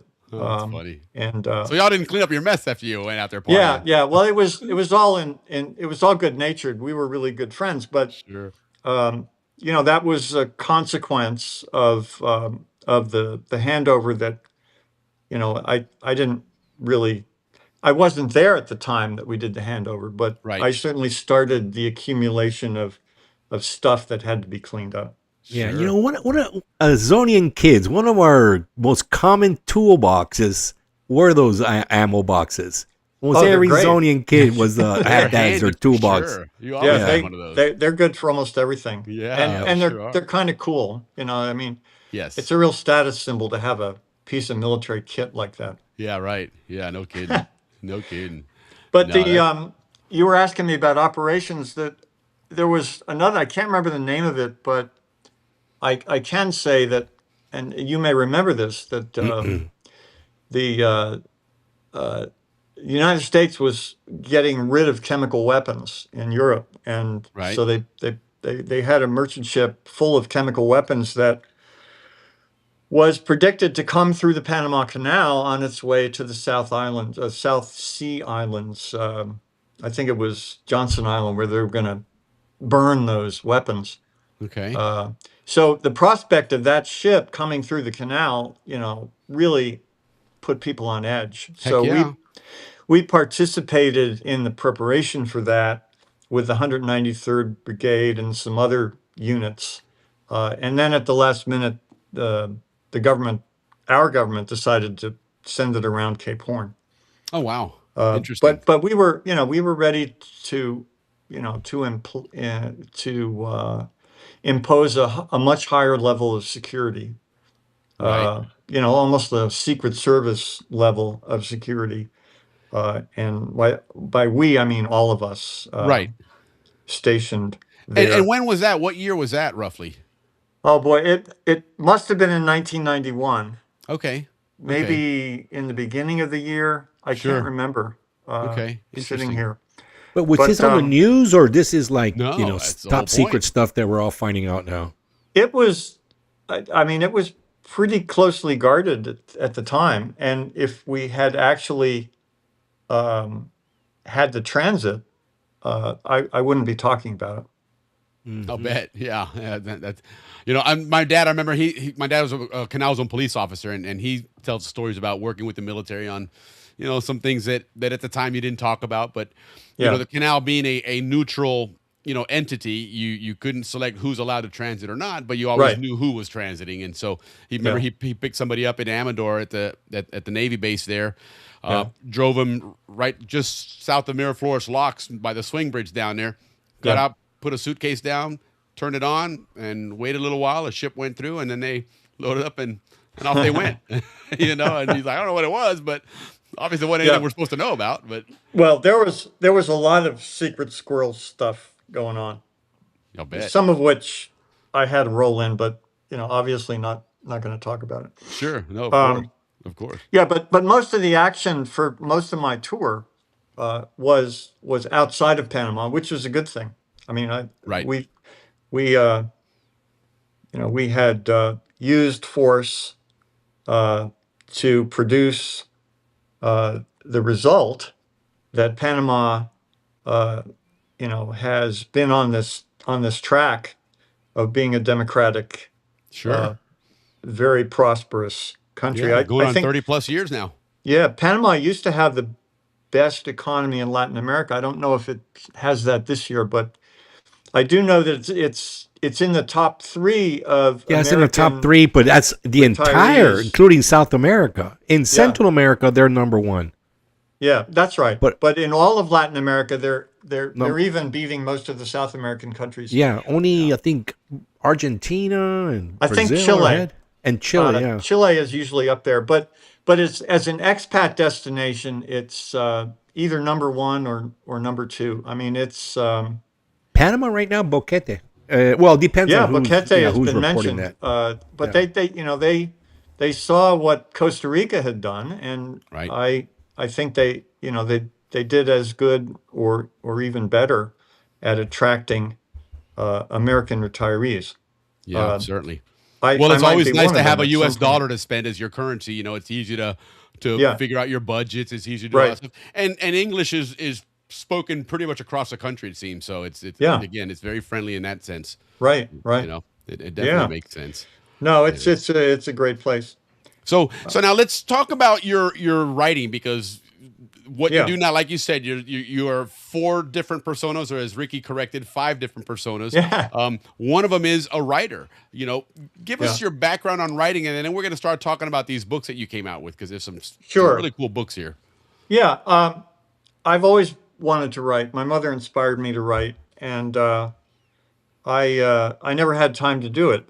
I had a Navy career, then I had a teaching career for the Navy, and so it wasn't until I retired from the government that I had time to actually sit down and write fiction. In fact, my retirement dream from the first time I retired was to go back to Carmel Valley and sit on the hill and write novels and be a volunteer fireman. And my wife kept telling me, dear, that's probably not going to work. As usual, We have she a was Canal right. pilot doing a transit, checking in on us. Oh, very good, Captain Andrew. Right Captain on, Ender. brother. He's in the middle of the Gatun Lake. Sorry I had to interrupt you, but we No, that's love okay. to let people know about these things that are happening in our show. Tell him that in my book, The Dictator's Revenge, it starts with the kidnapping of a pilot, but the pilot doesn't get killed. Oh, there you go. There you go. Then he'll like I that. told that to my friend Don as I was writing the book. I said, I That's promise I funny. won't kill him. I think Andrew read the book or Andrew something. was he's a canal pilot. He's been a canal pilot for many years. He actually was port captain at one point in Balboa there. So I'm not great. sure if maybe there was some interactions at some point. Who knows? But Yeah. But yeah, he's a good guy and definitely a friend of the show. But he chimed in one time on a ship, and we actually got him to blow the horn. It was really cool. Oh, that's I was great. like, yeah, that was a little highlight there. But Well, so I had to get a second career in Right. order to stay in California.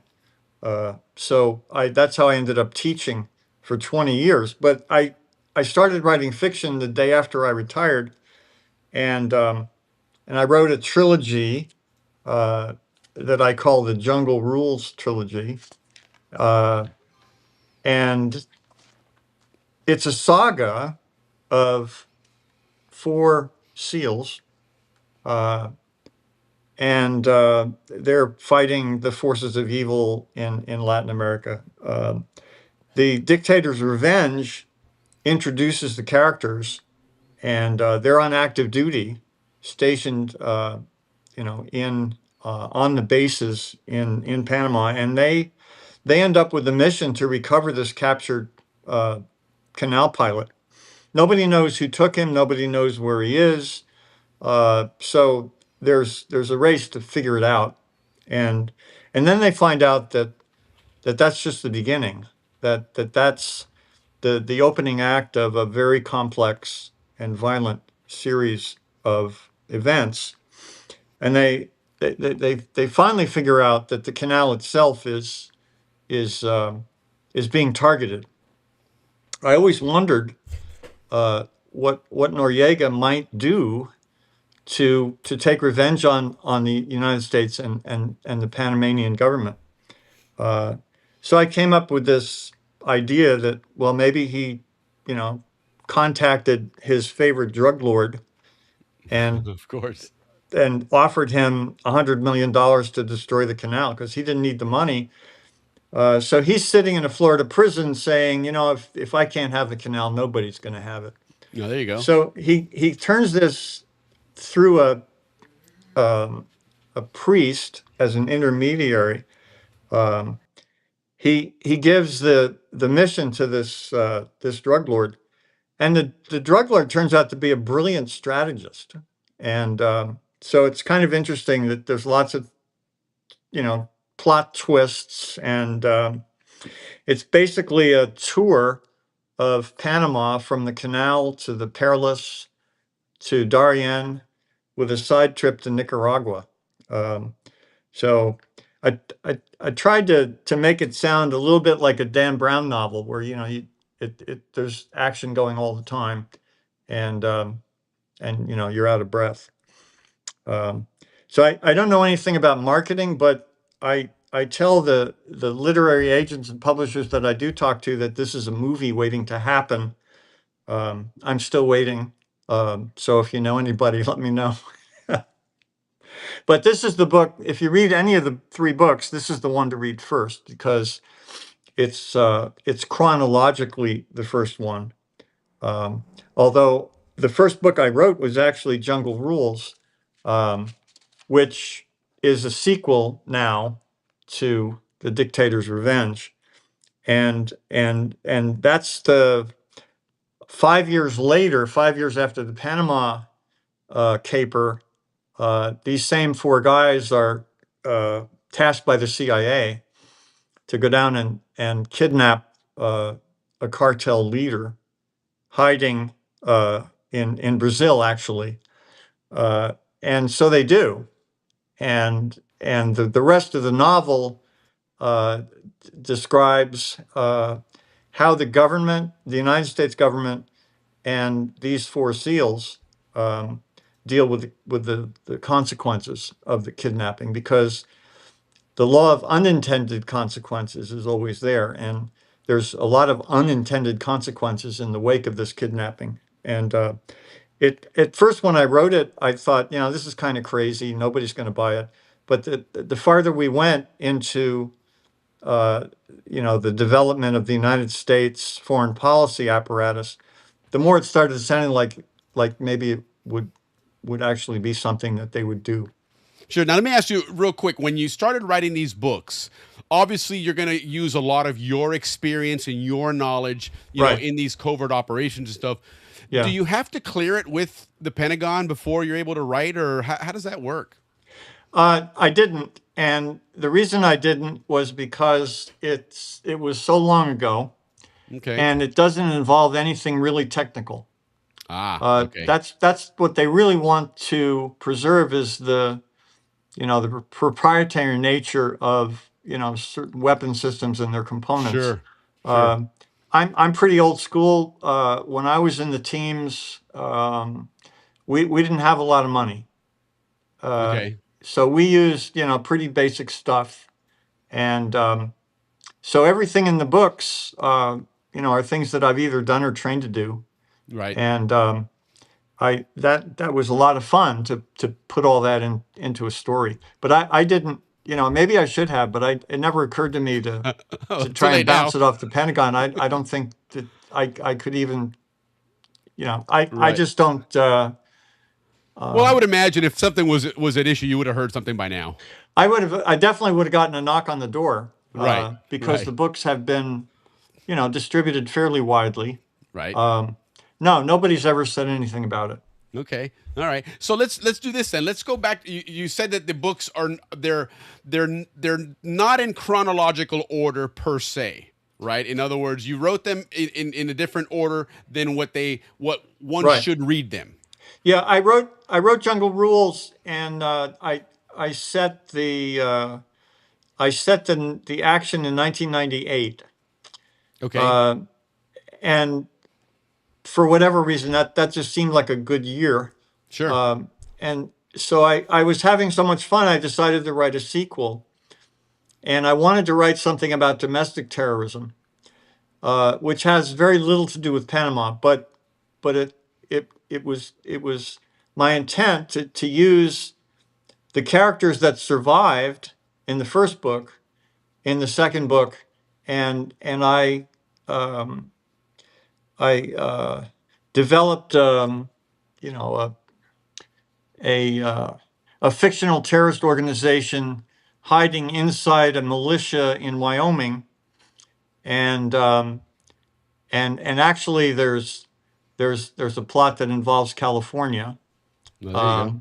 But basically it starts out with a tourist is killed at the Air and Space Museum in Washington by a bomb, a pipe bomb, and then the FBI recruits his widow to go undercover with this militia. They think that they don't have enough evidence to arrest anybody, but they need a confidential informant.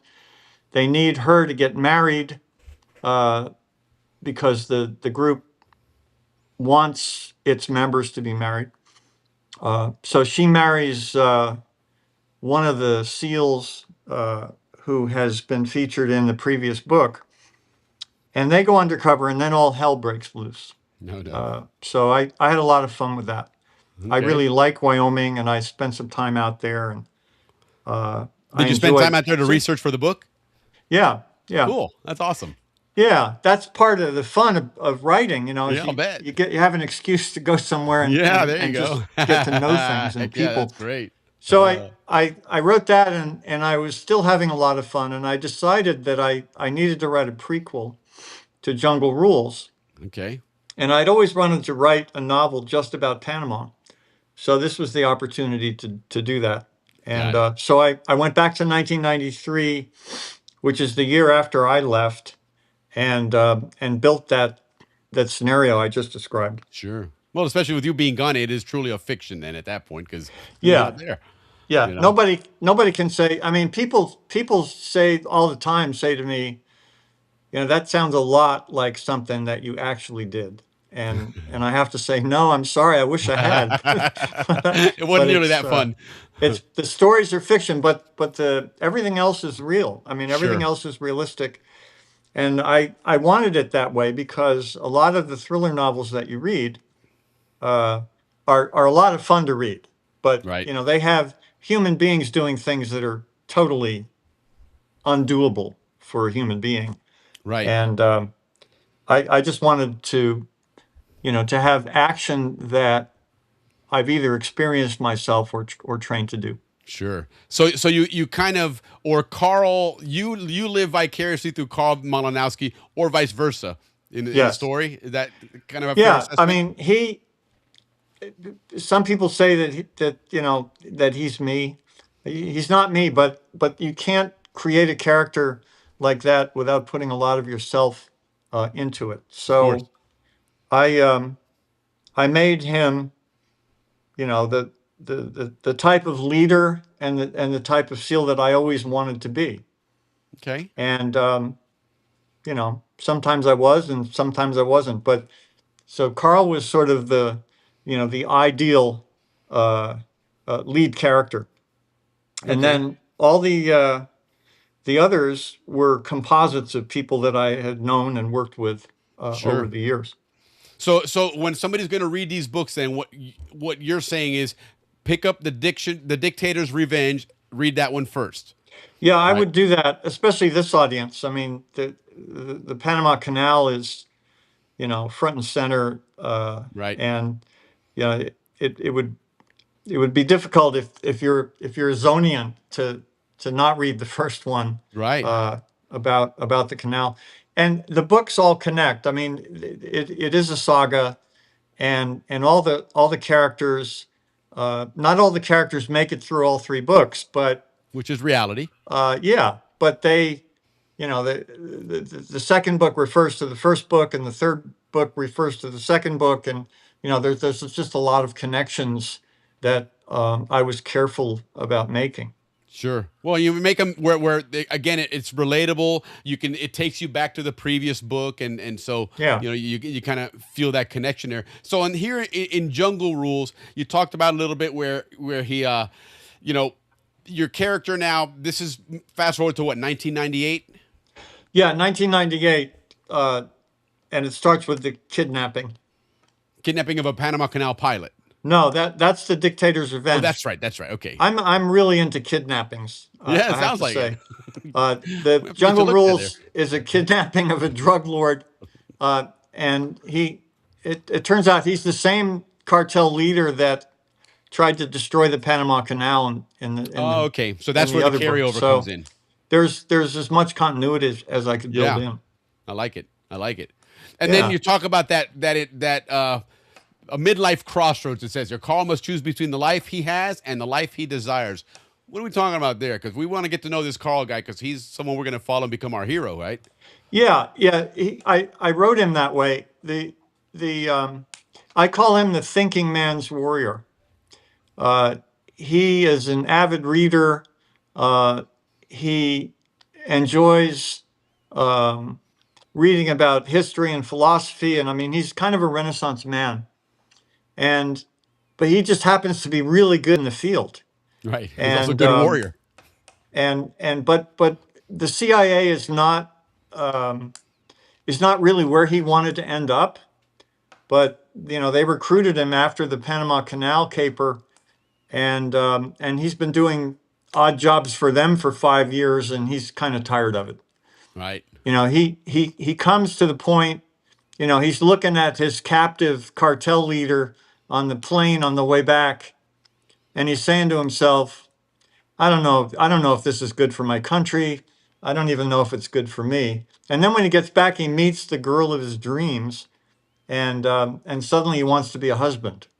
So he has to choose. Sure. He leads a double life for as long as he can, but he has to choose one thing over the other. Now, would you say that in a way kind of resembles part of your life? Because you mentioned Panama's a great place, but you were gone a lot of times. Yeah, I mean, sure. I mean, I had I was married very young to a girl who was also too young, and our marriage only lasted 5 years. And the biggest reason for that was because I was always gone. Right.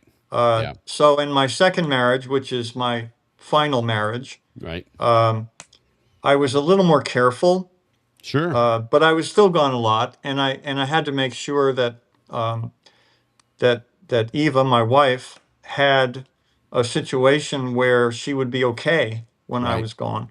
And in Panama, she was more than okay. I mean, it was almost like I came back and she'd say, "Oh, you again? When you leaving again?" I said, I've got a luncheon to go to, and then I'm going to teach a course to the Panamanians at Florida State. So I'll see you for dinner. How's that?" That's fantastic. No, she was really excited about Panama because she had a full life. Sure.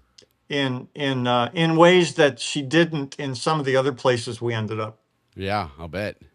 Yeah, that worked out great, you know. Yeah, so then back to the book then, Jungle Rules.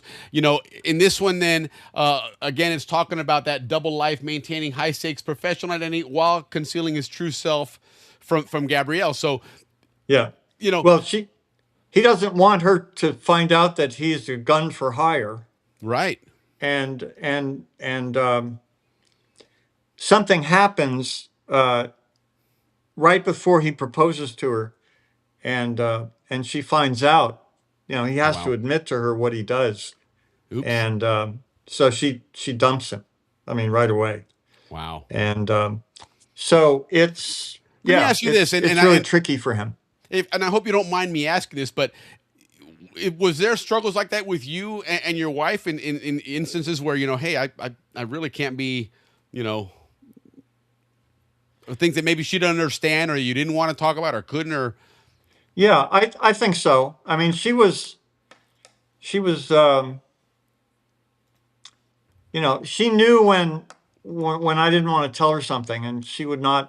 She wouldn't respected pester me. your privacy there. But she got pretty lonely in some of the places we went. I mean, her two favorite places were Panama and Germany. Right. You know, in Germany, you know, that's her home. So, you know, she had a good time, and I didn't travel as much. But, you know, we spent a year in Boston. We spent 2 years in Washington. We spent a couple years in San Diego. We actually were in Vallejo, Ricky, running riverboats. That was fun. Yeah, a couple other places. Tampa, sure. She didn't really find that much to do in Tampa. I mean, we did a lot of fishing. Yeah, you can do definitely do a lot of fishing here. A lot of Zonians. She loved it. We started fishing in Lake Gatun, and you know, we would catch 100 peacock bass and then go in and the Panamanians would fillet them, and she got really spoiled. So we got to Tampa and she kept pestering me. She said, "When are we going fishing? Oh no! Come on, let's go fishing." You created a monster. I want to catch 100 fish, and I kept slow rolling it because I said, you know, honey, we may not catch anything. Right. She said, "What do you mean? I mean, look at Panama. You know, isn't Tampa like Panama?" No, not quite. Although if you like grouper, you can definitely get good grouper here. But oh yeah. No, we did fine, mostly with redfish. But it was, yeah. I mean, the problem with being married to someone in the Navy, if you're not in the Navy yourself, is finding a job. You know, she would have trouble, you know, finding a job, and then right before we had to leave, she would get the best job, and then she would have to stop and Murphy's follow Law. me again. Of course. Hey, I get a little correction on the economy. Sorry about that, guys, that I got taken off, but it's important. Panama is not number one. It's actually number 3. Guatemala has the biggest economy in Central America. Wow. And that's actually by far. Costa Rica being the second. That's Panama interesting. third. I would never put Guatemala to be one up there. That surprises me. Yeah. Very interesting. Oh, well, You- hey. you still I get love my more Zonians, man. expats We in get Panama, corrected like right? that all the time. I love you guys out there. You know who you are. Thank you very much. Yeah, that's great. I'm happy for Guatemala. Yeah, me Yeah, too. absolutely. Yeah. 'Cause that's We another Well, that had a that's rough a pretty going. big country. Guatemala's not small. Yeah. No, we spent some time up there. Very mountainous country. Yeah, it's beautiful. Yeah, yeah, Just it sure is. beautiful. Sure is. Now switching gears then to it's book 2, which was book 2 when you wrote it, right? Yeah. But right. now it's really should be book 3 then, technically. Yeah, this is the one about domestic terrorism. Okay. And I had a lot of fun with this because I got a chance to develop a love story in parallel with some heart-stopping action, Right.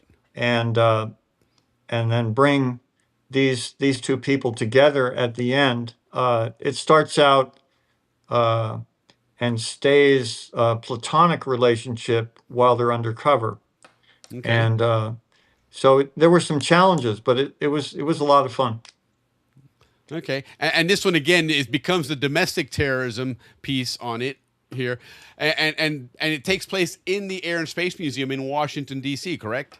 Or at That's least that's where the book starts. Okay. There's an attack on the tourists in the museum, and what this terrorist organization is trying to do, and they're Americans, not Islamists. Okay. They're trying to make the U.S. government overreact and impose martial law. Sure. And they're trying to get they're basically trying to start a revolution, and it's I don't know if a reader will believe that they can do that, but the way I wrote the book, they almost do. Okay. Yeah, there's I can't give too much away, but Of course. the end of the book is pretty hair raising because there are more than 1 million people who are about to die. Wow. Okay. Yeah. Interesting. And which it makes sense that you get in a situation like that when you have such a catastrophic event. No doubt you're going to have martial law. I would assume that the government at that point has to do it, and that's this was a planned anthrax attack. okay. And in Silicon Valley, actually. Okay. And that's really all I should say. Yeah, But- no, absolutely. You want people to read the book, guys. It's a Yeah, great book, but- part of a great trilogy. But what's really interesting to me is seeing how these characters develop. You know, because Right. you develop characters and then they sort of develop themselves. Sure. You know, I would go to bed. They come to life. Yeah, I would go to bed dreaming about my characters, and in the morning I would do what they tell me to do. That's awesome. That's awesome. So you definitely were living vicariously through them at one point. Absolutely. Oh yeah. I love it. I love Yeah. it. Yeah. Well, That's Carlton's fun. asking a question here on the screen. Said, did you ever work with Matthew Merchant in the SEALs? Does that name ring a bell? No, it doesn't. I'm a lot older than I look. Okay. No, Well, you did say you parachuted the first time as a SEAL in the 70s. yeah, when I first got in the teams in the mid 70s, we had maybe a total of 300 people. I mean, I knew everybody on the East Coast Okay. and a lot of people on the West Coast, but the community grew quite a bit. And as it grew, a lot more people became SEALs, and I would not know them because not only am I older, I was out of the country for a lot of the tail end of my career. So I didn't, if you don't hang out in Virginia Beach or Coronado or Tampa, then you You're really out of the loop. you don't have as many people in your Sure. in your circle. That makes And sense. if you haven't trained in Fort Sherman, you're definitely not making the inner circle. Yeah. That's great. Yeah. So now let's talk a little bit about going into the SEALs, and then we'll go ahead and switch over because we've got our trivia still coming up here. But Yeah. curious because we've even seen some stories and some movies and whatnot, but from an actual Navy SEAL, Yeah. what is it like? Give us a brief description of training to become a Navy SEAL. Okay. The training program is very hard, very tough. The theme, and I've been an instructor too. The theme is make those guys think they're in combat. Okay. And so what you want to do is initiate a training regime that lasts a whole career. But you start out at Buds in Coronado, the training regime that will make anything else seem like a vacation. Nice. It's a little bit hard to describe. They put the students through the most difficult swimming, running, and exercise routines. Right. But that's all to build everybody's body up to the point where they can actually perform the mission. And right. and the well, they say SEAL, that fatigue is one of the worst things to lose focus and mental acuity is just being tired.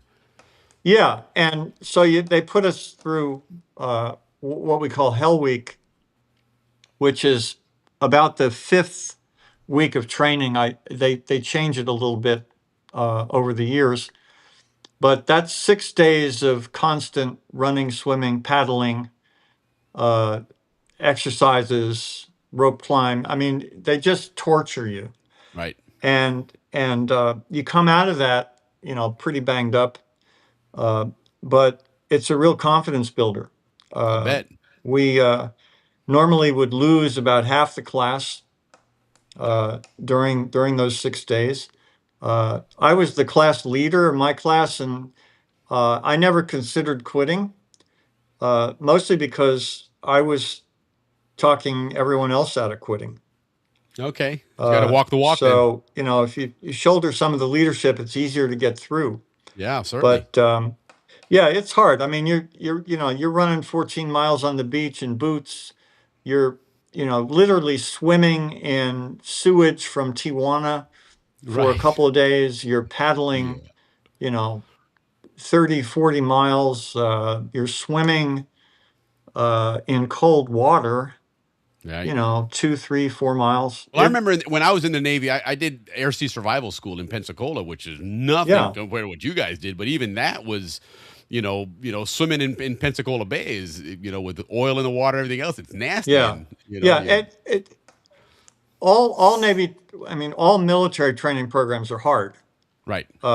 And they compete with each other to see who can be the hardest. Kind of sounds like Wednesday night at Balboa Pool. In some ways. A very competitive bunch. Yes. And we're always looking for ways to be better and better than the other guys. Right. Right. And I think that's a military tradition that it's fun, but I think there's a really good purpose to that because it makes everybody better. And in the Canal Zone, one thing that we can look back at and say, do we remember a military rivalry anywhere? And it's going to sound kind of silly, but it was a Turkey Bowl.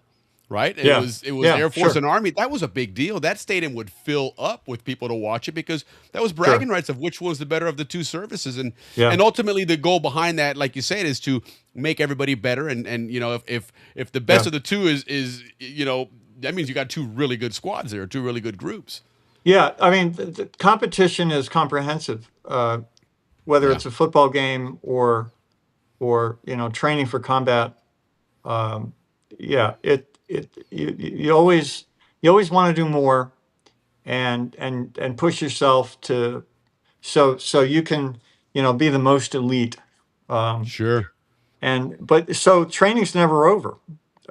That's a lot of guys that go to training and say, well, boy, I can't wait till this is over. And I used to tell them, hey, it's not going to be over ever until you take off your uniform. Well, you even mentioned that when you guys were going, down to Latin America outside of Panama, those all became great training exercises. And even though they're missions, they're training exercises at the same time. Yeah, that's right. Anytime you can be out in the field, moving, shooting, and communicating, you're good. Right on. So now, for somebody that obviously most of us in the audience at this point we're a little bit past the Navy SEAL, but let's assume that my son or my grandson thinks, I would love to be a Navy SEAL. What would you say to somebody like that, starting from high school? What would be a good path for them to take to do something like that? Well, I happen to have mentored a high school kid here, who is now, as we speak, in SEAL training. He just made it through Hell Week. So I can tell you what I told him, and that was that training's never over. Right. That leadership is more important in the teams than anywhere I've ever been. It's also more challenging because you're leading a bunch of junior leaders. I mean, all of the enlisted guys who end up in the teams have leadership skills and really good ideas. And you have to be able to work with that. You can't just tell them what to do and expect them to go do it without understanding what it is they're doing. And because you're not always going to be there with them. An input into whatever plan you're trying to put together. So I mean, it was challenging, but was also a lot of, it was pretty satisfying to see a plan come together that represents the ideas of everybody. Sure. Well, and in your case, you're giving a lot of your experience, and this is what helped me, and because of this, I became that person. So now, lastly here, again, the whole reason that you and I connected initially was because I saw that announcement that you'd be appearing at the reunion. So tell us about that, when you're going to be on the reunion and what you're talking about. And obviously, folks, if you're going to, go in there, make sure you order the books ahead of time. That way you get them signed while you're there, Yeah. Are you going to be selling them at the reunion as well? I will be. What they have me down for is a book talk at noon on the 10th. I believe that's a Friday. Yep. Yeah, Friday the 10th of July. And then I'll be part of the vendors room. I'll be in the vendors room, as they call it, on Saturday. Okay. And actually, I've got the schedule up here, and what it says is that the Friday the 10th of July is a meet and greet. It's at actually 11:45 in the morning till 1:15 in the afternoon. Oh, okay. So they give me a little more time. That's good. Excellent. And then like Ricky was saying, that the vendor opportunities there, with the vendors there, you get it's a big draw. A lot of people love to get. There's a lot of very nostalgic Canal Zone and Panama stuff there. So that should go well for you. No, I'm pretty excited about it. I'm going to bring a box of books, and if people want to buy the books, I'll sell them cheap. Yeah, there you go. And again, guys, if you want to go ahead, and if you don't want to wait till July to start reading these books, go on Amazon. He's got them all available on Amazon as well. And it looks like a great trilogy to read here. Very, like you said, it starts in Panama on the Canal Zone. So right away, we love the character because he's a Zonian. As Ricky said, if you spent time in the Canal Zone, in that area, whether it was 2 years, 20 years, 2 months, whatever, if you worked there and spent time there, you're a Zonian. And so we're gonna enjoy reading about a character that we know is a Zonian, a fictional Zonian nonetheless. But well, I told you that Panama is very attractive, as you know, to American retirees. Right. I will spend some time in Panama. I can tell you that. I got to go back and see that other 750 birds that we didn't record. That's it. But. Yeah, and the fishing opportunities are unsurpassed. So I will spend time in Panama even if I don't live there. Perfect. And Carlton's chiming in that he's going to capture. Carlton is the photographer for the reunion, takes amazing pictures, and so he'll be there at your function. And anyone there that's got a book, you obviously can get a picture with with Captain Paul Shamela, and that'd be great. Keep that cool memory there. So yeah, that's really great. That would be great. Yeah, and absolutely. Another reason I want to go back to Panama is I want to write another novel, and I can't think of a better place to live while I'm writing it. Indeed, Balboa is really nice. You may not have the same view you had last time, but no, something better. I look, when I went back for a teaching gig, I walked through my old neighborhood, right, at the top of the hill of Marine Barracks. Oh my God, I couldn't afford to live there. Yeah, well, pretty amazing that they did. What they did. And it kind of shows what you guys, especially in leadership in the Canal Zone, whether it was on the military side or civilian side, that you really were taken care of. I mean, it's we all live like kings down there, even in the worst of situations. So yeah, you're absolutely right. But once it turned over, Panama wasn't no fools. They looked at that and say, that's an expensive house, man. Exactly. Some money I mean, there. that's what I would have done. Yeah, heck yeah. But I still have those visuals sure. from the hill. Yeah, it was a great experience.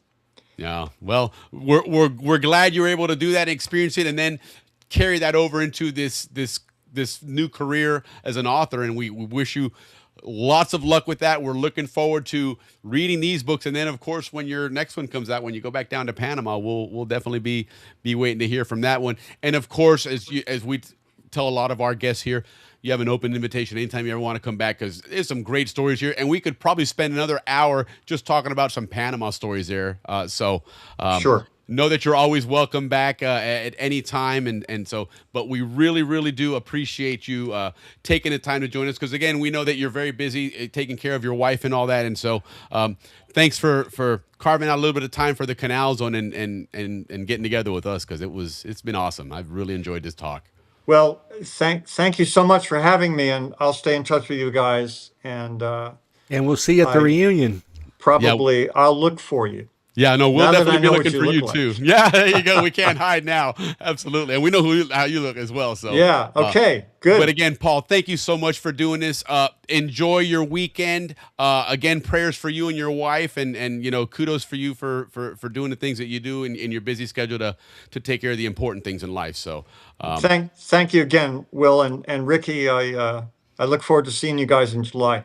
You got it. Take care. Thank you very much. We will see you down the road. Cheers. Sounds good. Cheers, my friend. Thank you. Yes. Cheers. Saludos. Yes. All right. That was cool. Well, the interaction with our viewers was amazing. How everybody interacted with them. I loved it. Yeah. Right on, guys. All you viewers out there. Thank you. Cheers to all you guys. Very what good a great job out show. There. We ran a little long, and we promised a trivia show. I still want to do it because we got a great trivia show. We promised some Howler Monkey sauce, and we did get some people chime in and mention they're looking forward to some Howler Monkey sauce. So let's roll this thing out, guys. It's only 10 questions, but it's going to be a lot of fun. It's really, really easy to do, guys. All you have to do this trivia is you use the chat that you've been using all night here. There. Multiple choice, 1, 2, 3, or 4 are the answers. So we're going to go through them. We normally would do this and then have some infographics to talk about, but we've gone a little bit long. So we're just going to run through the quiz because we do have a winner that we want to get some Howler Monkey sauce over to. So let's just go ahead and kick things off, and we're just going to go chime into it. Again, guys, all you got to do is put the number 1, 2, 3, or 4 in the chat. Obviously, being multiple choice, you're going to have people have the same answer, but you're going to get more points the faster you answer. So keep that in mind, and the system here will tabulate all that for us. So let's kick it off, guys. So anyway, first question then. Which specific vessel established the world record for a single day's work in hard material in 1916 by excavating 23,305 cubic yards? Now, here's the beauty of it, though, guys, is it's multiple choice, right? So is it 1, the Mindy? Is it 2, the Paraiso? Is it 3, the Rialto M. Christensen, which we know is a newer ship or newer vessel? Or is it the Cascadas? Type in your answer. The example on the bottom is 1. Don't always type in 1. That may not be the answer. But which one do you think it is? Go ahead and type it in there, guys. Throw your answers in there, and I'm going with 4. Out. All right. You're going to go with 4? Well, let's see. Only because of Andrew. I have no idea. There you go. There you go. All right. Stay at the Cascada. 5, 4. Let's see. Anybody? I'm seeing something in the chat there. Okay, we got 7. Put a number. Don't type it out. Just put the number in. It's either 1, 2, 3, or 4, because the system then will take that number and tabulate. Add it up. I know, it's a cool little system. So we got. Okay, Akira says 2. He's gonna say the Paraíso. Okay, so maybe some people are quickly Googling it. Sherry's going to say it's 2 as well. Let's go ahead and reveal the answer here. The first one is, the Cascada. No way. That was Come on. Right on, Andrew. Okay, 1, 4. All right, okay. Paul got it right. Paul got it right. Okay, excellent. All right, so here's the next question then, guys. Well, we've got to go a little slow because remember the lag. I mean, the lag has shortened. It is much shorter, but I will slow it down a little bit here anyway. Okay, so under the Panama Canal Treaty of 1977, what was the fixed annual sum that the commission was required to pay Panama for public services, like police and fire, but other things as well, water, electricity, all that stuff? That's interesting. I didn't know that like in other words, when I lived there, I was going to high school. Right. Our fire was Panamanian. I thought it was still a Canal Zone fire department. So let's see what it is then. So here's the first one. Was it $2,300,000 per year? It was the annual income. It's a fixed number. Was it $10 million? That's number 2. Was it $1? Or was it a bushel of peanuts from Georgia? Little Jimmy Carter humor there in 1977. But which one is it, guys? Which one do you think it is? Go ahead and throw your answers in the chat there. They and we'll did see if buy the canal for $1, so maybe you know what? we got the service for $1. Yeah, been a great deal, wouldn't it? Maybe both of us got a good deal. They got a canal for $1. We got electricity. I'm going with the $1. We got someone saying it's 2.3 million. That's Again, nice. it could be that or 10 million. So, yeah, I'm going with me and Carlton and I are on that. We got it. The $1, man. The $1. All right. Well, let's figure it out then. The answer is $10 $10 million million a year. That's what they were paying for the canal. Isn't that incredible? I mean, well, back in the day, obviously. Right. But remember, what's interesting about that, you remember that, the thing about the canal was that the canal zone was self-sufficient, right? And so whatever revenues came in paid for this stuff. So it's really hard to tell what the cost was for a lot of these services. $10 million sounds pretty low, actually. Exactly. All of a sudden, it's like, well, wait a minute. That's a lot of things. That's a lot of firing. That's not a bad fire deal, department, right? Well, because that's all specialized fire departments too. The guys in the canal. Yeah. Those are specialized units. Absolutely. I think we got to go slower, Willie, because people are answering after. Yeah, you're absolutely right. I think so.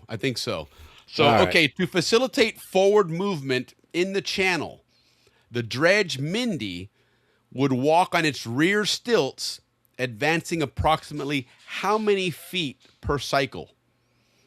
In other words, every time it went around, it went pushed forward. Because remember, it had that piece in the front that would churn things up and then suction it in. This was a suction drain. And then that would push it forward. Correct. So let's see. Was it 100 feet? 30 yards? Was it 2, 0.25 miles, a quarter mile? Was it 3, 8 feet? Sounds short. Or was it 4, 50 feet? And again, we're looking for the movement of that dredge, because what that arm would do is, keep this in mind, and here might be a little bit of a hint or a clue.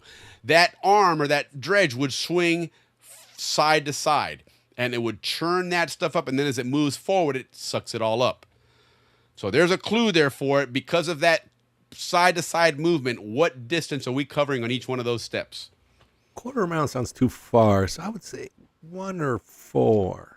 Okay. So Watch it be 8. Yeah, well, I know, right? Watch it be 8 here. I'm tempted to pull up one on that this thing took forever to get across that 8 feet. Yeah. Let me do this. All right, this way. 3 from Vern. 8 feet, huh? Yeah, our lag isn't that bad, Ricky. Honestly, I've got it over here on the side there, and it's actually running. We're about 2 or 3 seconds back. What? I no, it's 8. Not.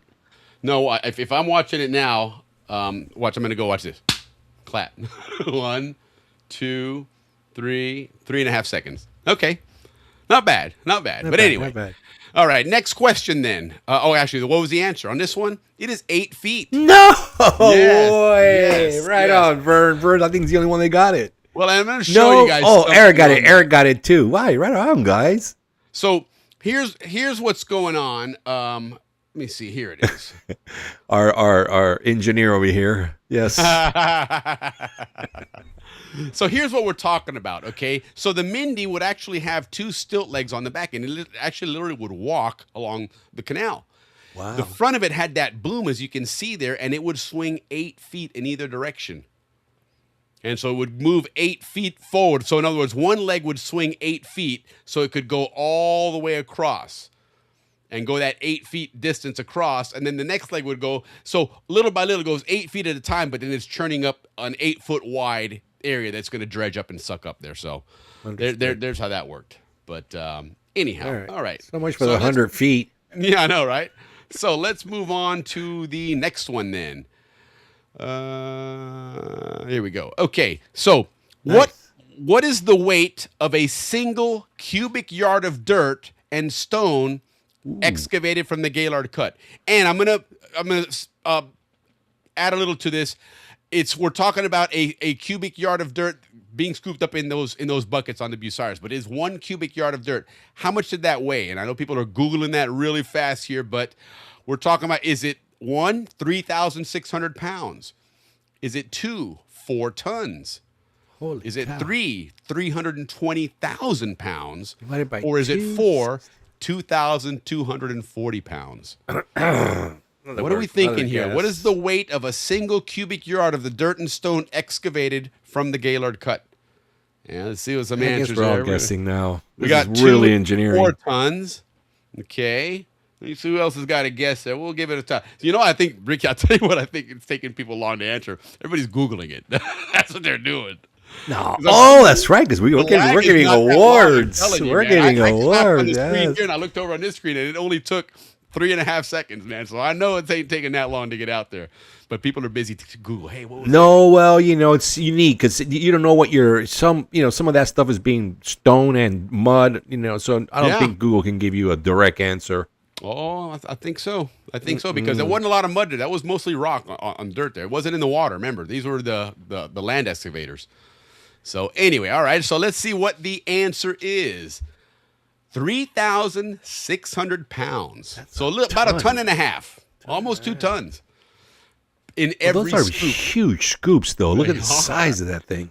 And you think when a canal was being built, that excavator there, right? It's filling that up, and then it's loading it onto a train, and they got 20 carloads of those. And each one of those cars took more than 1 scoop. And then they would run them all up to Balboa to the one of the reasons Dam. the French failed was because after they scooped up like that, they would put them on these little tiny trains. So they couldn't get it out of there fast enough, and then the side of the hills would come down. Mm-hmm. Absolutely. No, it's really impressive what they were able to do with those things. And again, this was, part of, when they started the canal operation or the construction, our first engineer just started digging, and he realized that the equipment he had was all that French equipment. It was garbage. Tiny couldn't little do this stuff. Little trains. Yeah. Yeah, and all of a sudden Bucyrus stepped in and said, "Wait a minute, man! This is how you scoop stuff up." And then you got a big rail line to haul it out. Yeah, exactly. Hold my beer. So, all right. Next question then: which of the following describes a key operational feature of the tugs M.L. Walker and H. Burgess? It's a unique feature that these 2 tugs had. And as you can see from the picture there, they're fairly modern. Okay, so what do you think those are Zonian ones. Those were during the zone time. Yes, those absolutely. So is it 1? Was it diesel electric engines for more power? Was it 2? A 360-degree rotating propulsion I remember that being the cool thing. I'm going with that one. Is it 3? Radar for night operations? Canal. Or 4? Did it have beer coolers? Which knowing are truly the Zonians, that could be an answer for sure. That's not too far off. Yeah, absolutely. So then what are we thinking here? What is the unique feature of those tugs? Yeah, I think I remember hearing that 360 rotating was like the really cool thing. Yeah, a lot of guys are popping in with number 2. We're getting I do recall that rotating propulsion system. 3 from Japan. Radar for night operations. That might be the one there. Let's figure that one out real quick, but let's go ahead and reveal what the answer is. Yes, it is a 360-degree propulsion I do recall system. That. I do recall talking about how cool that was back in the day. Yeah, as you can see on the infographic here, first of all, the names of these ships, the M.L. Walker and the H. Burgess. These were 2 former Canal Zone governors. So we named these tugs after them. So now you know where those names came from, right? And yes, they had that 360 propulsion system, which allows them to obviously maneuver Spin a lot around, more yeah. effectively, spin around, and do all those things. So that was the unique setup of that of those tugs. Okay, next question then. During the construction era, who was the head engineer of the Central Division responsible for excavating the cut?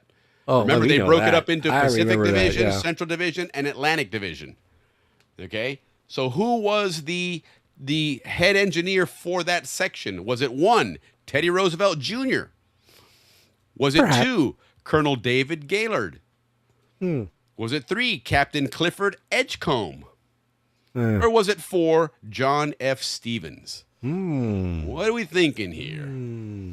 I think by process of elimination, we can eliminate number 1 probably, right? I paid attention in Dave's class. There you So go. I know That's the right. answer. Our Canal Zone historians always Yep. teaching us these new things. So if you've been watching the show, you definitely would have learned it from there. So what do we think it is, guys? Let me see here. What do we got in the chats here? We've got number 2. So we got the consensus seems to be Colonel David Gaylord. Okay, Yeah. yep. Akira all the way from Japan is chiming in the same way. So I think that might be the one. Let's see what it is. Yep. It is Colonel David Gaylord. There you go. Absolutely.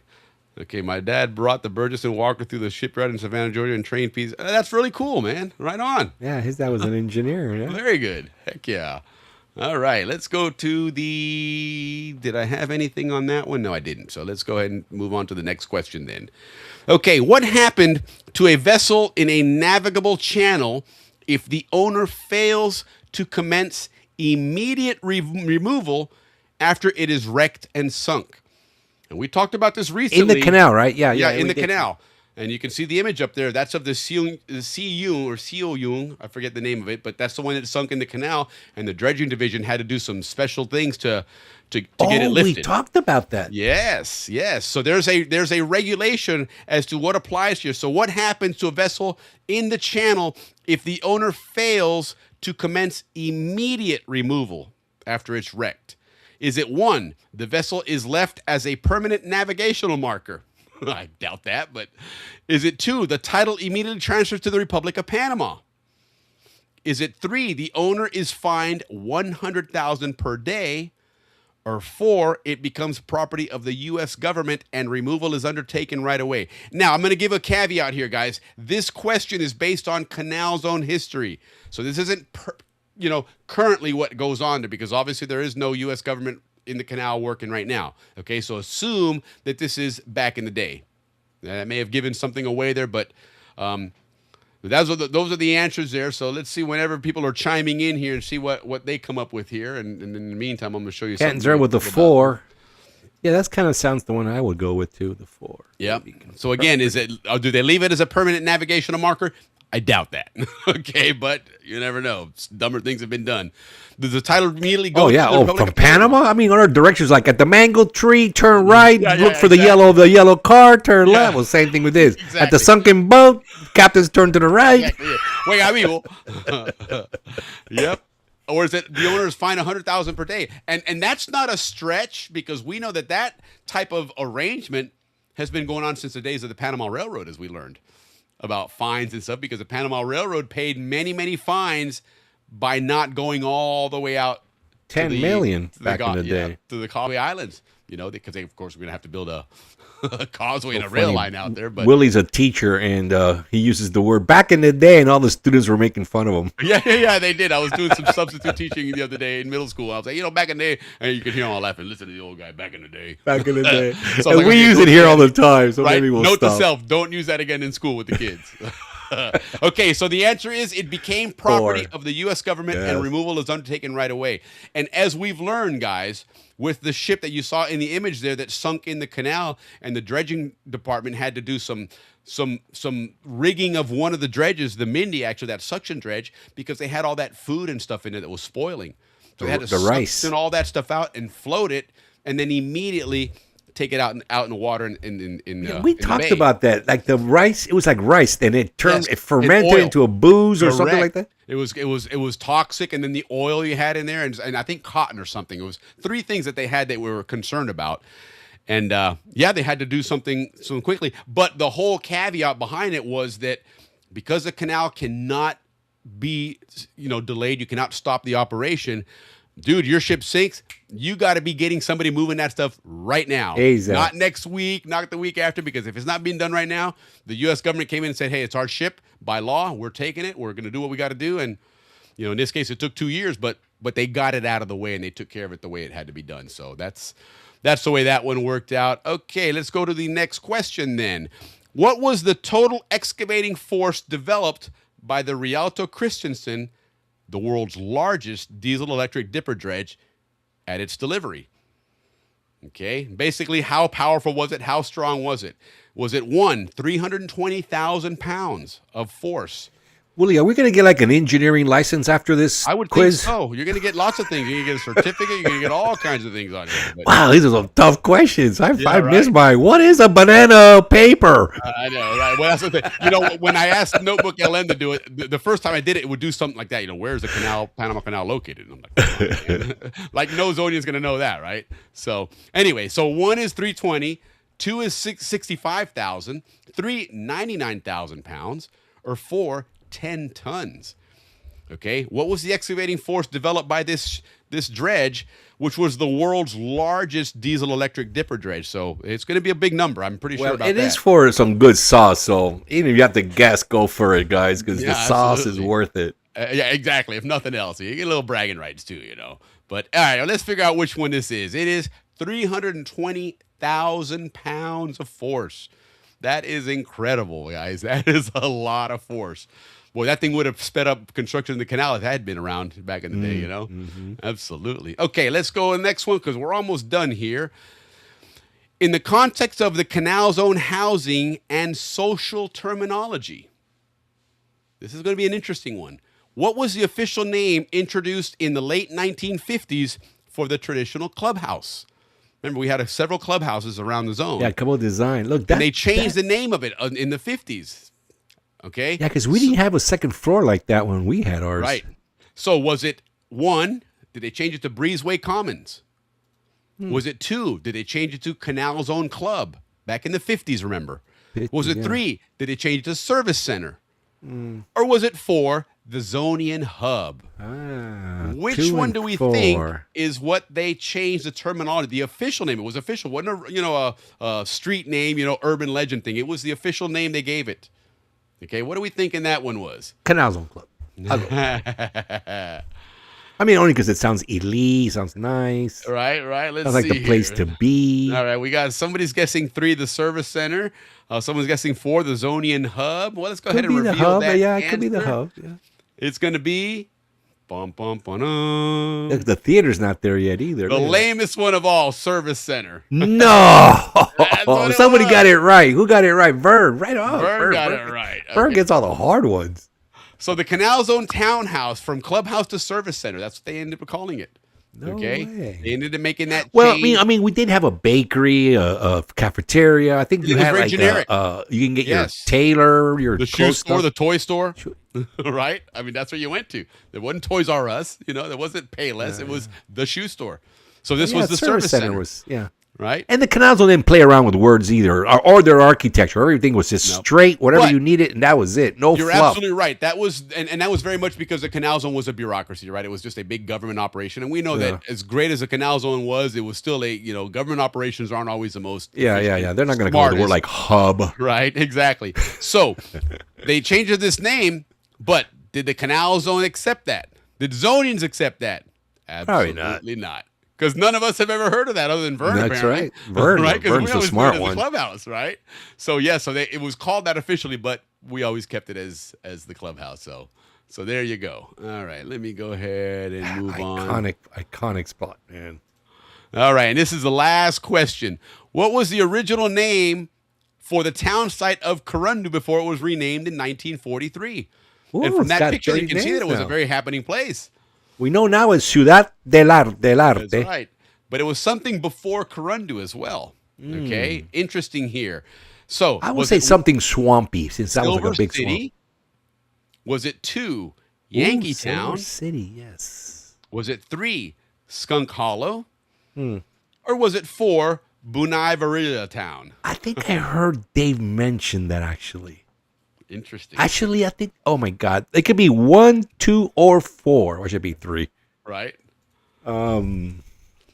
So what are we thinking, guys? What are I we go with thinking on 2, this last Yankee one? Town. Okay, it's either 1, Silver City, 2, Yankee Town, 3, Skunk Hollow, or 4, Bunaivarilla Town.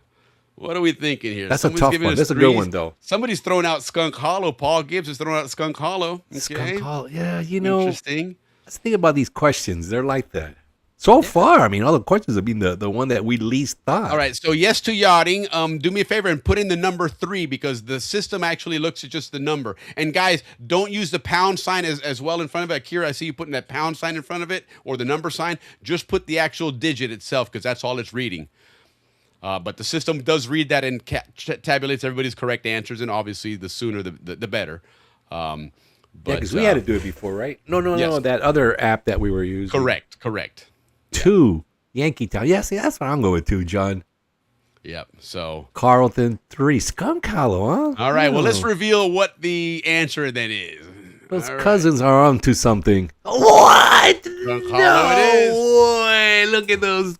They're cousins, Carlton and Paul Gibbs.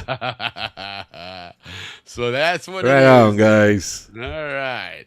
So let's see here. And again, guys, remember what we're doing here. The winner is going to get themselves, bear with me here. Where are we at? A delicious sauce. Yes, you're going to get yourself some Howler Monkey Sauce combo. It's going to be a Which I'm putting on my pizza now. I had a slice the other day, and I put my sauce on it. It's delicious, man. I've never done that before. I'm a big yeah. fan of the Amarillo sauce. That's my favorite of all. Put it on your pizza. You're going to be surprised. I know Jim Duffus has chimed in a couple of times that he likes the green one, the Verde sauce. The red one is hot. If you like hot, it's got heat, okay? But again, it still brings flavor to it. And then, of course, you have your original sign, but... I thought maybe the AI was making up that pizza thing about putting the sauce on the pizza, Right. but, that's like legit. Tastes I'm good. telling you, man, it's good stuff. It does bring up your game, your pizza game. No, without a doubt, it really does. It definitely does bring it up, but so anyhow, let's go ahead and tabulate the results then of our where is it? Here it is. Our Skunk Hollow to Corundu. Right on. Skunk Hollow. Okay, so let's show then the Skunk results. works. So here we go, guys, and we will do a drum roll. Oh, drum roll. Where I'm falling asleep over here.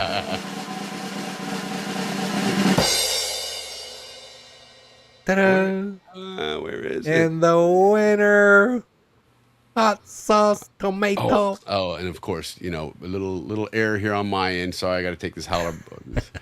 Ricky won. Yay! No, just kidding. Right? Where is it? Oh, here it is. Okay, let's go ahead and take that off. Here it is. So it looks like. All right, results. I'm not sure what that means because I had other people had more correct answers than that. That's very bizarre. Okay, we're gonna have to. 2 out of 3. 2 or 3. 2 or 3. Yes. What a perfect comment. Absolutely. Yeah, I think the minion here hacked our system here. I think we got hacked, guys. We got hacked. What happened? I think we had something here. Maybe it's going to be operator error. I'm not sure what the case It is our first time. It is new and everything. Well, thanks to you guys. We appreciate all your donations and everything because we can do this stuff. We're going to work it out here. I'll tabulate the results and we will announce it. I promise you next Friday we will announce who the winner is. So sorry, No, guys. 2 or 3. We got you. We'll get since they're our sponsors, we'll get you guys sauce for all our. We are. And games. if you happen to be in Panama, we can't order it on Amazon and send it to Panama. But what we will do is send you a $25 gift card from Amazon so you can go ahead and buy that or something else, But we appreciate all that participation. Right on. Well, I think that's going to work. We're going to stick to this one.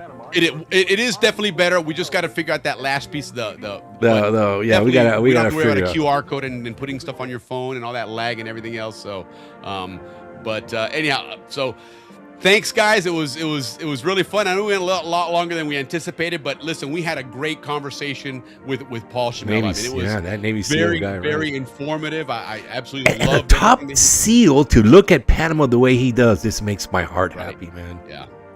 No, and it was funny that when we started talking about it, he goes, yeah, and then my wife she met Marsha and Don Katz. I'm thinking, really, they were my next door neighbors. What a small world. So it was just great interview. What a great guy. And again, prayers go out to Paul and his wife. And but his love for the Canal Zone is genuine, and but it was a treat, man. We learned a lot of cool things about it. So yeah, we got him before the reunion, so that was cool too. Yes, make sure, guys, that if you go to the reunion, make sure you make time on Friday to go and say hello to Paul. Say and hi, if say you've got hi the to book Paul. already Right. in your hand. That's our third author we've had on. Yeah, absolutely. Yeah. Dockerman, him, and anyway, the bus is going by. by. It's telling us to move out of here. So hopefully we can get HB Tui on next week. But Ricky, get us out of here. Let's kick the weekend. Yes, off. guys, this is the heartwarming part of my life. Thank you so much from the bottom of our hearts. We really, really love you and appreciate you. Thanks, we'll Eric. be back next week, man, without a problem. Love you guys. See you. Cheers.